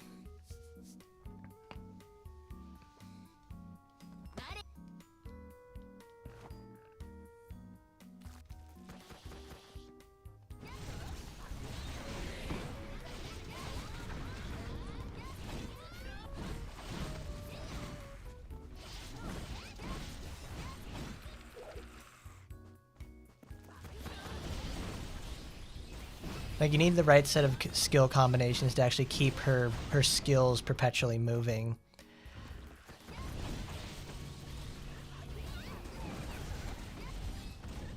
She's got HP recovery down. That's fantastic.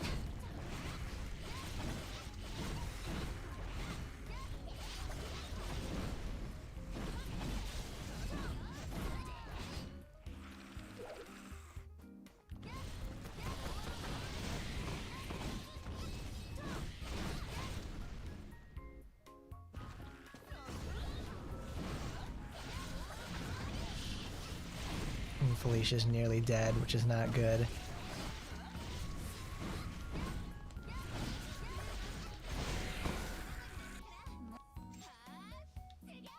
I guess I gotta actually sit there and baby her now.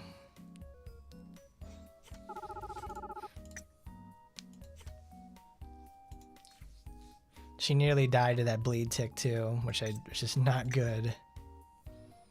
What do you have equipped, Felicia? You have a supporter that you're not using. I never saw her cast the Felicia supporter a single time. And usually when a supporter does that, they're usually really adamant about doing it.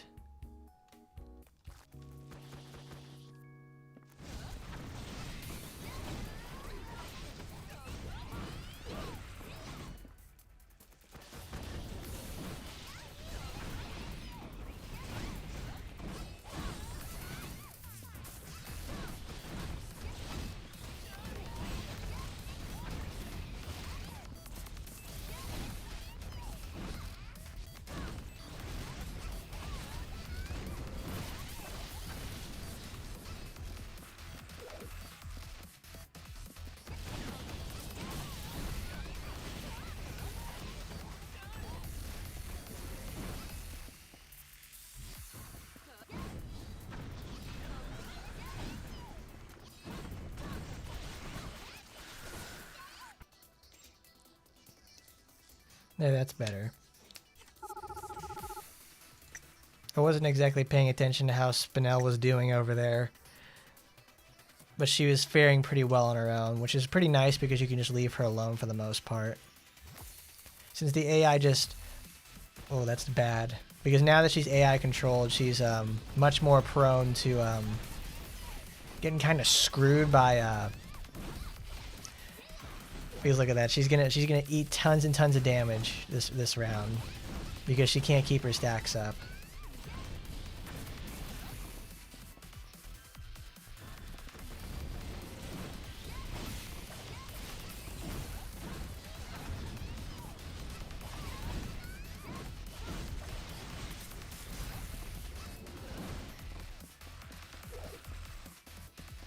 Oh, they changed the visual effects of Slaying Spree. Wow, that's cool. Because it's never done that like that blood boiling expression before. That's really cool.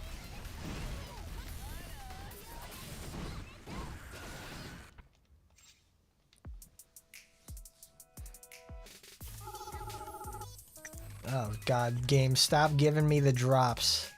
It makes the farming way more time consuming. I'm running out of BP potions, damn it.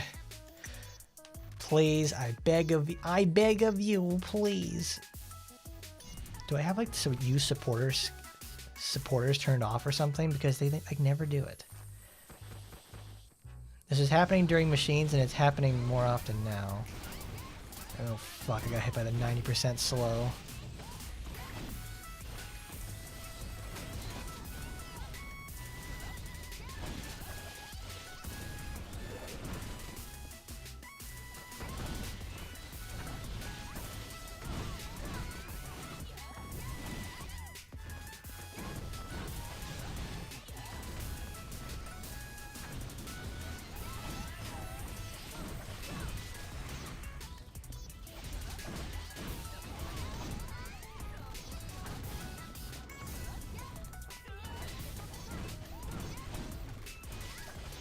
Thank you, Astaroth.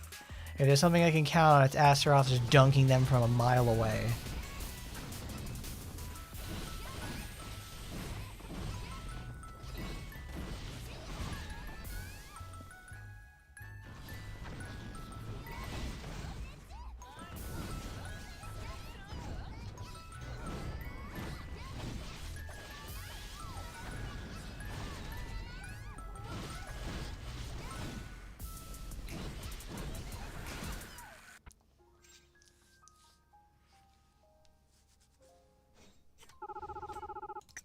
How many do I have? 2250. But that was slower. Why did it change my time for that? That's my question.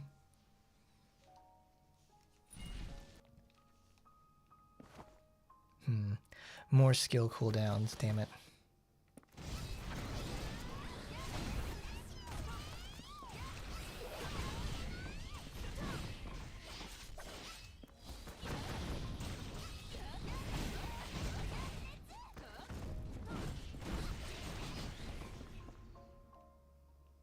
God, she does 1,000,000 damage to those things. In the most literal sense. My goodness, you're Astaroth. You're crazy, girl. You're crazy. There you go. I got hit again. Because she gets shot in the back and it happens all the time.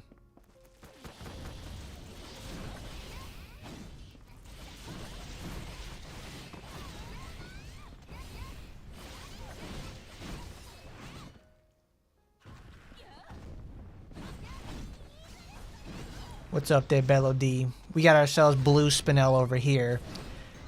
Because I like the way that she just sits there and does Buster Wolf. And blows up all my enemies for like 1,000 or like 1,000,000 points of damage. It hits twice, and it's very nice. And Merry Christmas and Happy Holidays to you, Mr. Bello D. Thanks for coming by. Oh, big.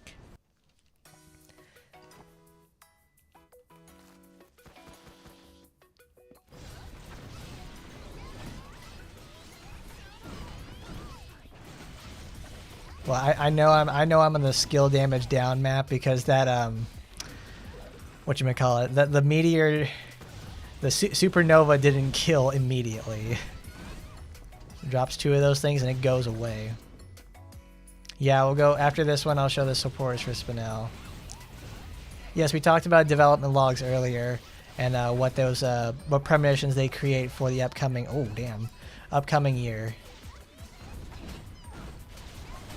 Some stuff is cool and some stuff is like, I don't know. I'll have to wait and see how they implement it. Because this game does need a multiplayer feature outside of the AI controlled arena. Like that's the closest thing we get to multiplayer we've got. If you could even call it that.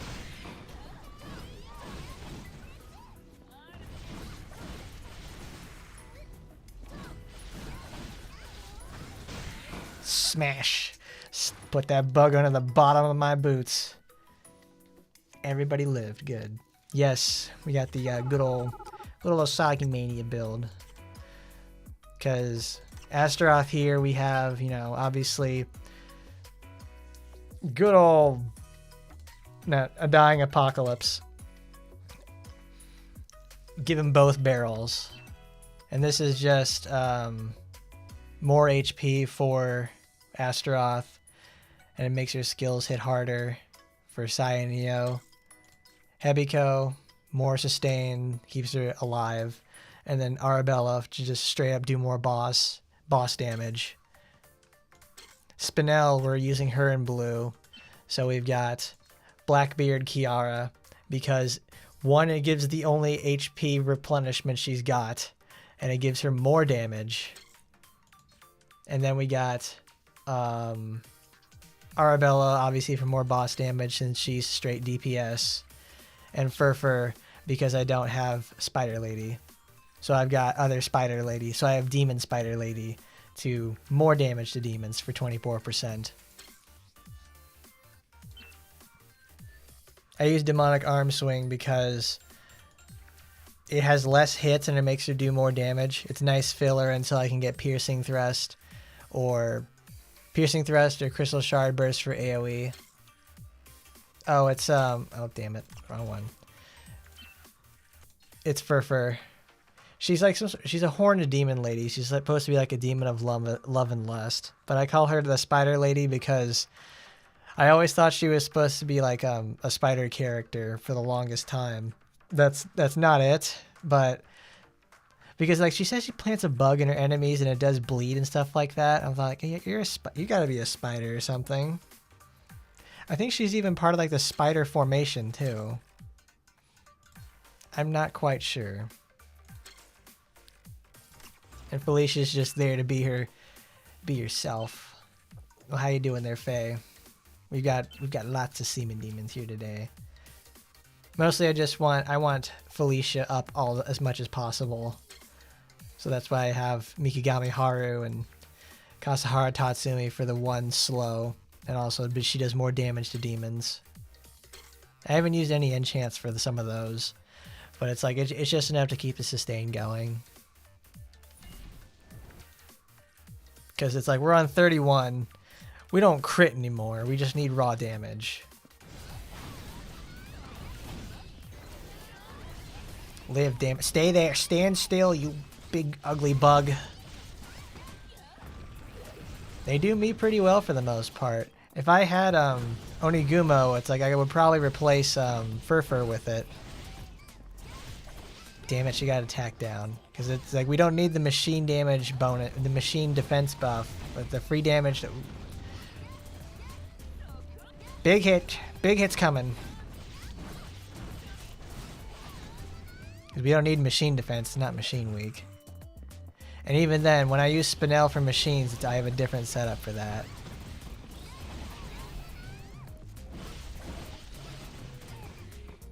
She got hit right in the face. Look at that. Felicia has there's like 3 different debuffs on her. She's just getting screwed over.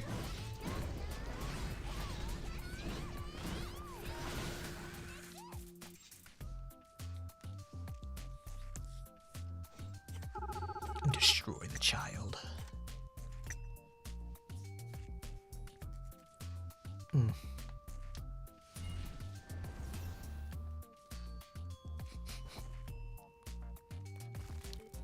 Is that more boss HP?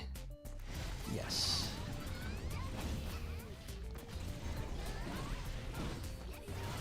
Now stand still.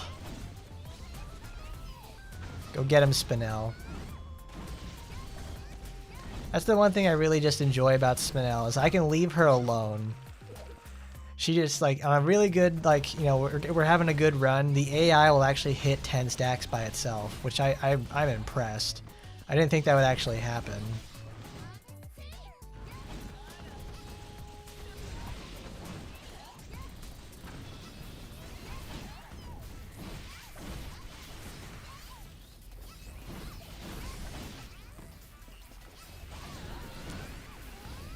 Come on, girls, you gotta hit them. You gotta hit them, girls.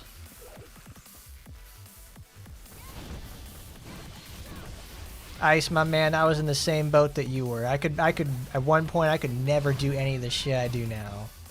But all it does, it takes a long time to do anything. It's a time and effort situation. It's how much effort do you want to put in it. Look at that. She just goes straight up. She just, look at all that damage. Look at all that damage. That's a lot of damage. I love Felicia. I really do. She's one of my favorite characters in like the whole series. She's so cute. She's my favorite archetype of the lolly characters, which is like the Mesugaki type, which is always like she's mean and sassy and so much fun. I love her. She's great. One of my absolute favorite characters in the series. She's like Sue before Sue, so the fact that they're both in the same game together, it's like, it's great. She's absolutely fucking nuts. How many points do I have? That's 3 runs. We can do 3 more. We'll do 3 more and then round out the day.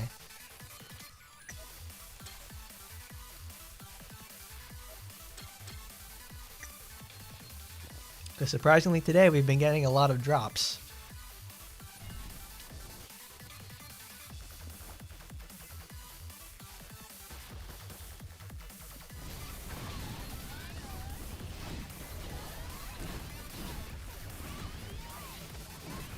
Don't you run away from me. Drive me closer. I need to hit them with my sword. Ugh.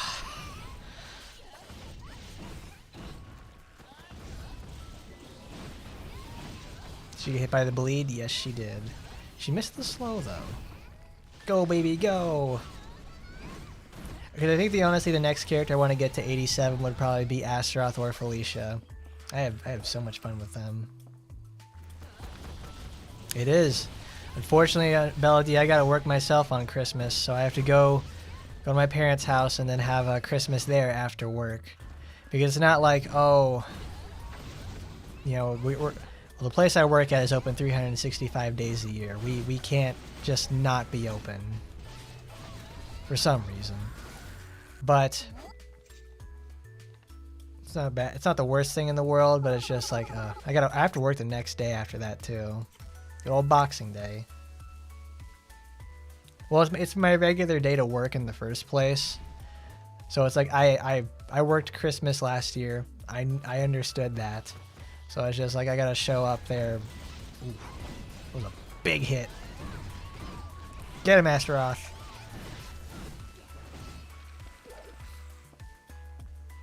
I mean, I don't imagine Christmas will be like too crazy or anything like that.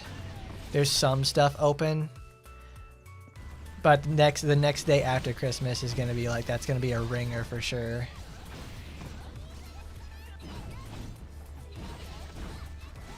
Good old Boxing Day. Everybody loves to come out and like since we're at a casino, everybody loves to bring in their money after Christmas and then give it all to us. I don't know why. But that's just what they love doing for some god-awful reason.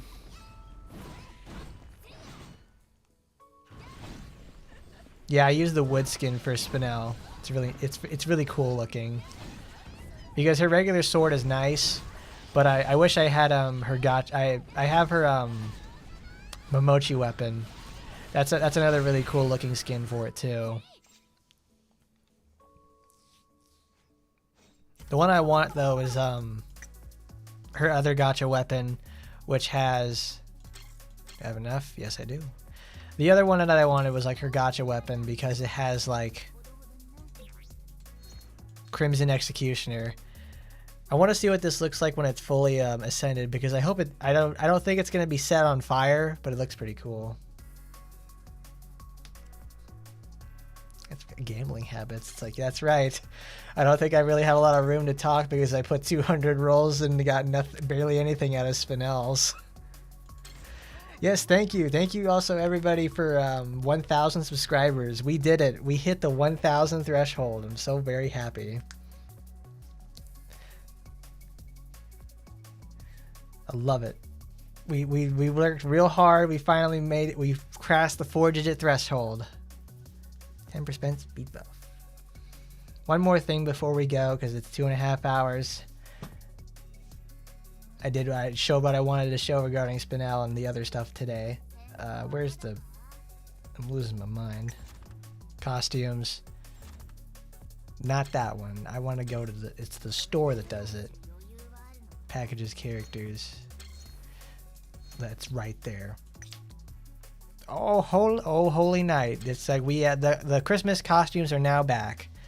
We have the first. I think they already did the first costume series with Yukikaze, Sakura, and Asagi.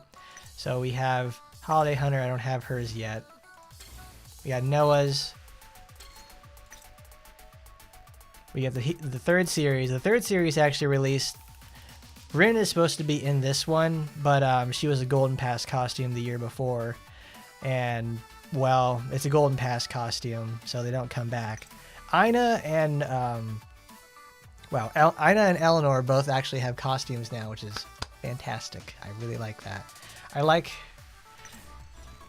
hers. It's very cute. She's got her cute little Stocko hat. You can get it in fancy colors. I got it in brown because I gotta get every single one of hers in brown for some reason. It's a good look for her. Makes her look really warm. Then we have Ina's. We got Tactical Santa over here with her golden flashbangs. They're probably like smoke grenades or something, but either way, it's like she's looking fat as hell over here. My goodness. Santa's giving all the best. Good to see you around there, Postman. Gotta go to work. We all gotta do it sometime, right? Holidays don't pay for themselves. Show that off for us. Oh.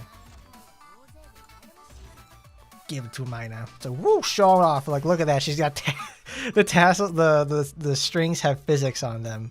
Look at that. Woo! Shake 'em, Mina. Shake what your mama gave you there, baby. Where are you, Eleanor? Eleanor doesn't have it. She's like, no. Eleanor, do you have any like fun physics-related tassel objects on your body? No. No, I don't. Hard-working holidays, people. Where's Rin? Because I want to show off her costume for last year. Do I have hers? Yes, I have Christmas Pyro. Because next week is Humans Week. There's Rin. I can't change her into a Christmas costume because I don't have it. There it is. Limited December of last year. Volt's Christmas. Here's the thing though. It's like they reran Shizuru's this year. Where is it? It's Christmas.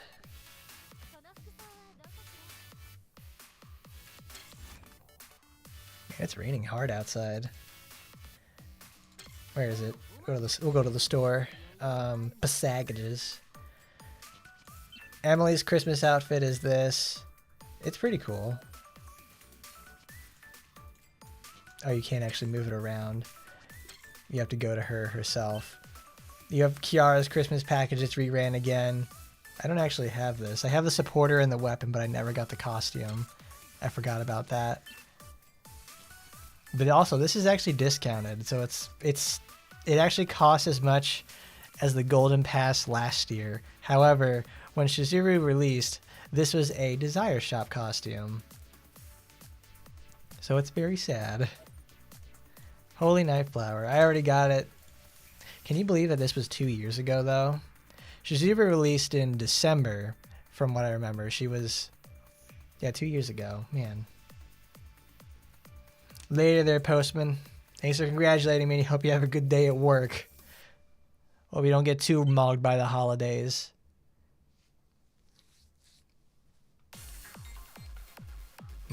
fat Kiara over here. Look at that, she's fucking thick as hell over here. Eating too many of those Christmas cakes. And then you go over here, she doesn't look anything like it. It's a really good, that's a really good supporter too. It's a debuff booster supporter. Mysterious frozen food sea.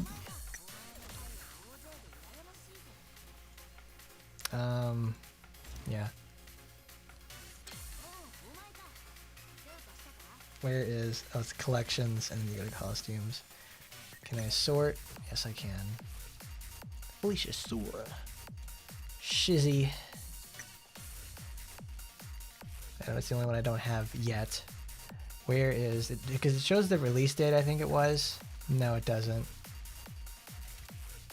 Wow, I have 308 of 424. I wonder what the percentage of that is. That's got to be at least like 65%. 308 divided by 424. 72%. I was off by 5. Nice. So I've got just almost 3/4 of all the costumes. And most of those are just like,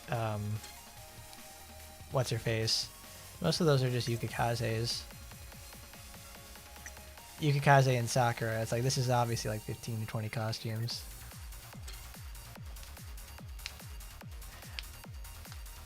Noah just really needs a straight up rework.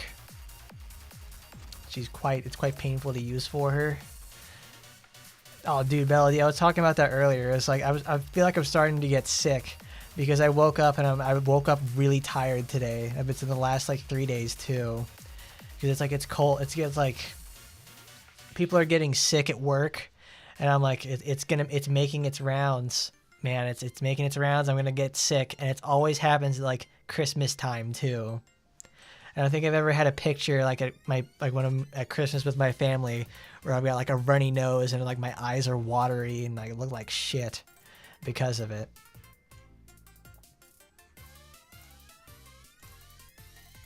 Oh yeah, Astaroth. Astaroth has a Christmas costume. All right. Well, the last thing we're gonna do is change everybody to their Christmas costume, and then we're gonna have to go because I've gotta go make some dinner and then get ready for work tomorrow. Tebiko, you don't have a Christmas costume yet. You got Halloween. Yeah, happy Halloween. Asagi is, of course, festive as always. Saika doesn't. Oh, yeah. I don't think I showed it off. We got Fat Butt Saika. We got her friend costume. It's so good.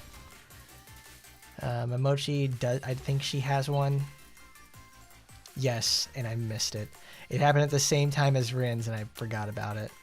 Why aren't they rerunning Nagi's then? I think she was actually just a regular costume too. Oh man, that sucks. Sora, do you have one? No. I want to get her friend costume because Sakuya's costume looks really good on her. Fox in the shade. Well, we can't use that one. Felicia, do you have one? I'm pretty sure you don't. You have one for like every holiday but Christmas. Micah, we already got yours. Astaroth, I know, because her costume's literally called Santa's Hot Helper. I love it so much. I do love that how when she got the renewal, you can actually take off the stole around her neck. You can take off the stole around her neck. I'm feeling it. Been drinking shit all day. They can barely help it.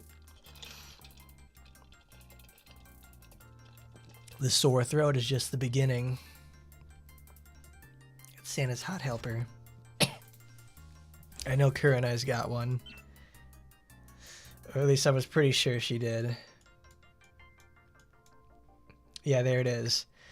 Oh, it's... yeah, I was pretty sure. Because it's the first costume Kurenai's gotten forever. Besides the rock and roll outfit.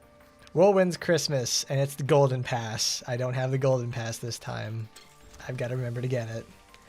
Asuka, I'm pretty sure, has one. I really don't like taking it off of the Mistress of Darkness costume or her friend outfit because it's so good. So good. Nah, she doesn't have Christmas. We'll just use Secret Gift. Because Asuka's She's the gift all by herself. And Emily has a Christmas costume, but I didn't buy it yet.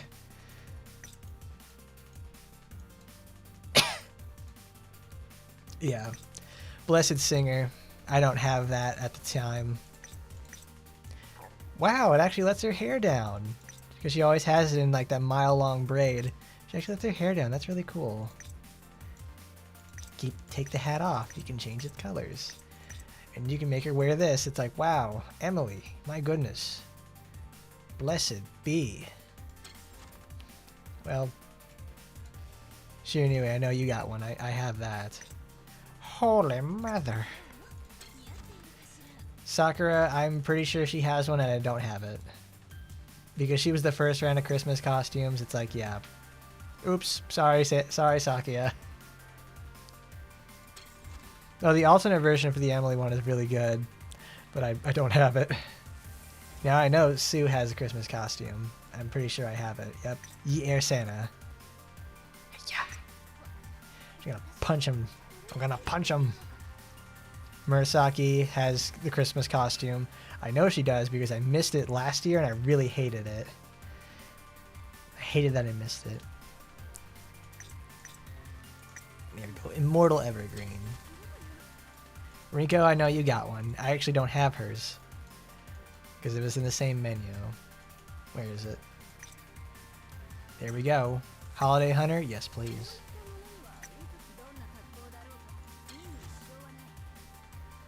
Noah, I know you got one too. We're not missing you this time, honey. We missed too many this time. Like the only one I don't have that's like is a friend costume and the beach one. They reran it again and I forgot to get it. It sucks. Actually, it is the game reached its 4th anniversary, I think, last week, because the original release in Japan was like the middle of December. It's like right around this time. But it's we're at the 4th anniversary of this game. I didn't honestly, I thought, like, you know, when this game first came out, it was a rough start. It really was. It felt like a mid 2010s gacha game release. It was really bare bones. But it's like it made it through. It made it through and is now turned into my 2nd most played game ever. I really do love it. I have a lot of fun with this. Well, I don't have her Christmas costume. That's $24.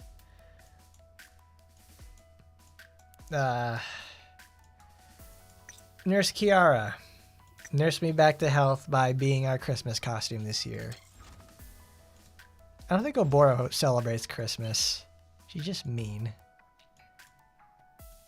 Actually, she does. Oh my god, no! It's never been reran! Oboro, no! 2020. Oh, that is painful. Oboro, Emily gets a rerun, and Oboro just gets forgotten. Like, look at this. 2022. Oh, Traitor's Vampire is a cool costume. And then we got 2020. Literally the first year the game came out. And she never ever got it reran. Oh my goodness, the pain on this girl. At least that's being reran. That's reruns in Setsuban.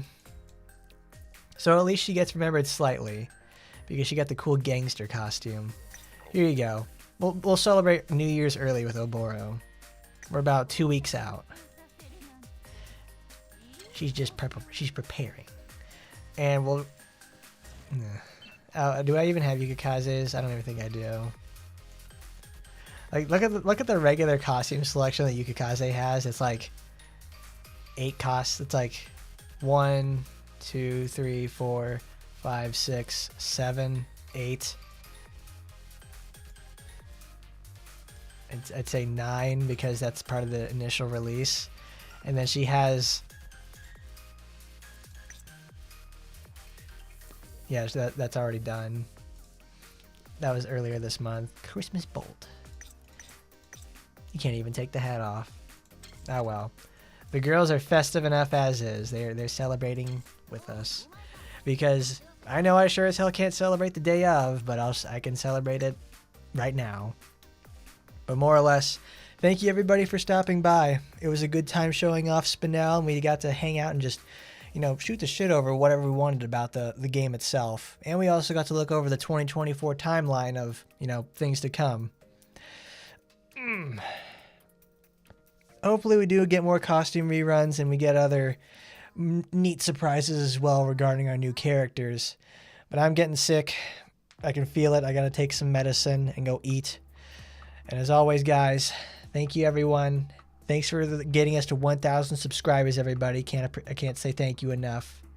And as always, everybody, I'll see you next time. Merry Christmas and Happy Holidays, everybody.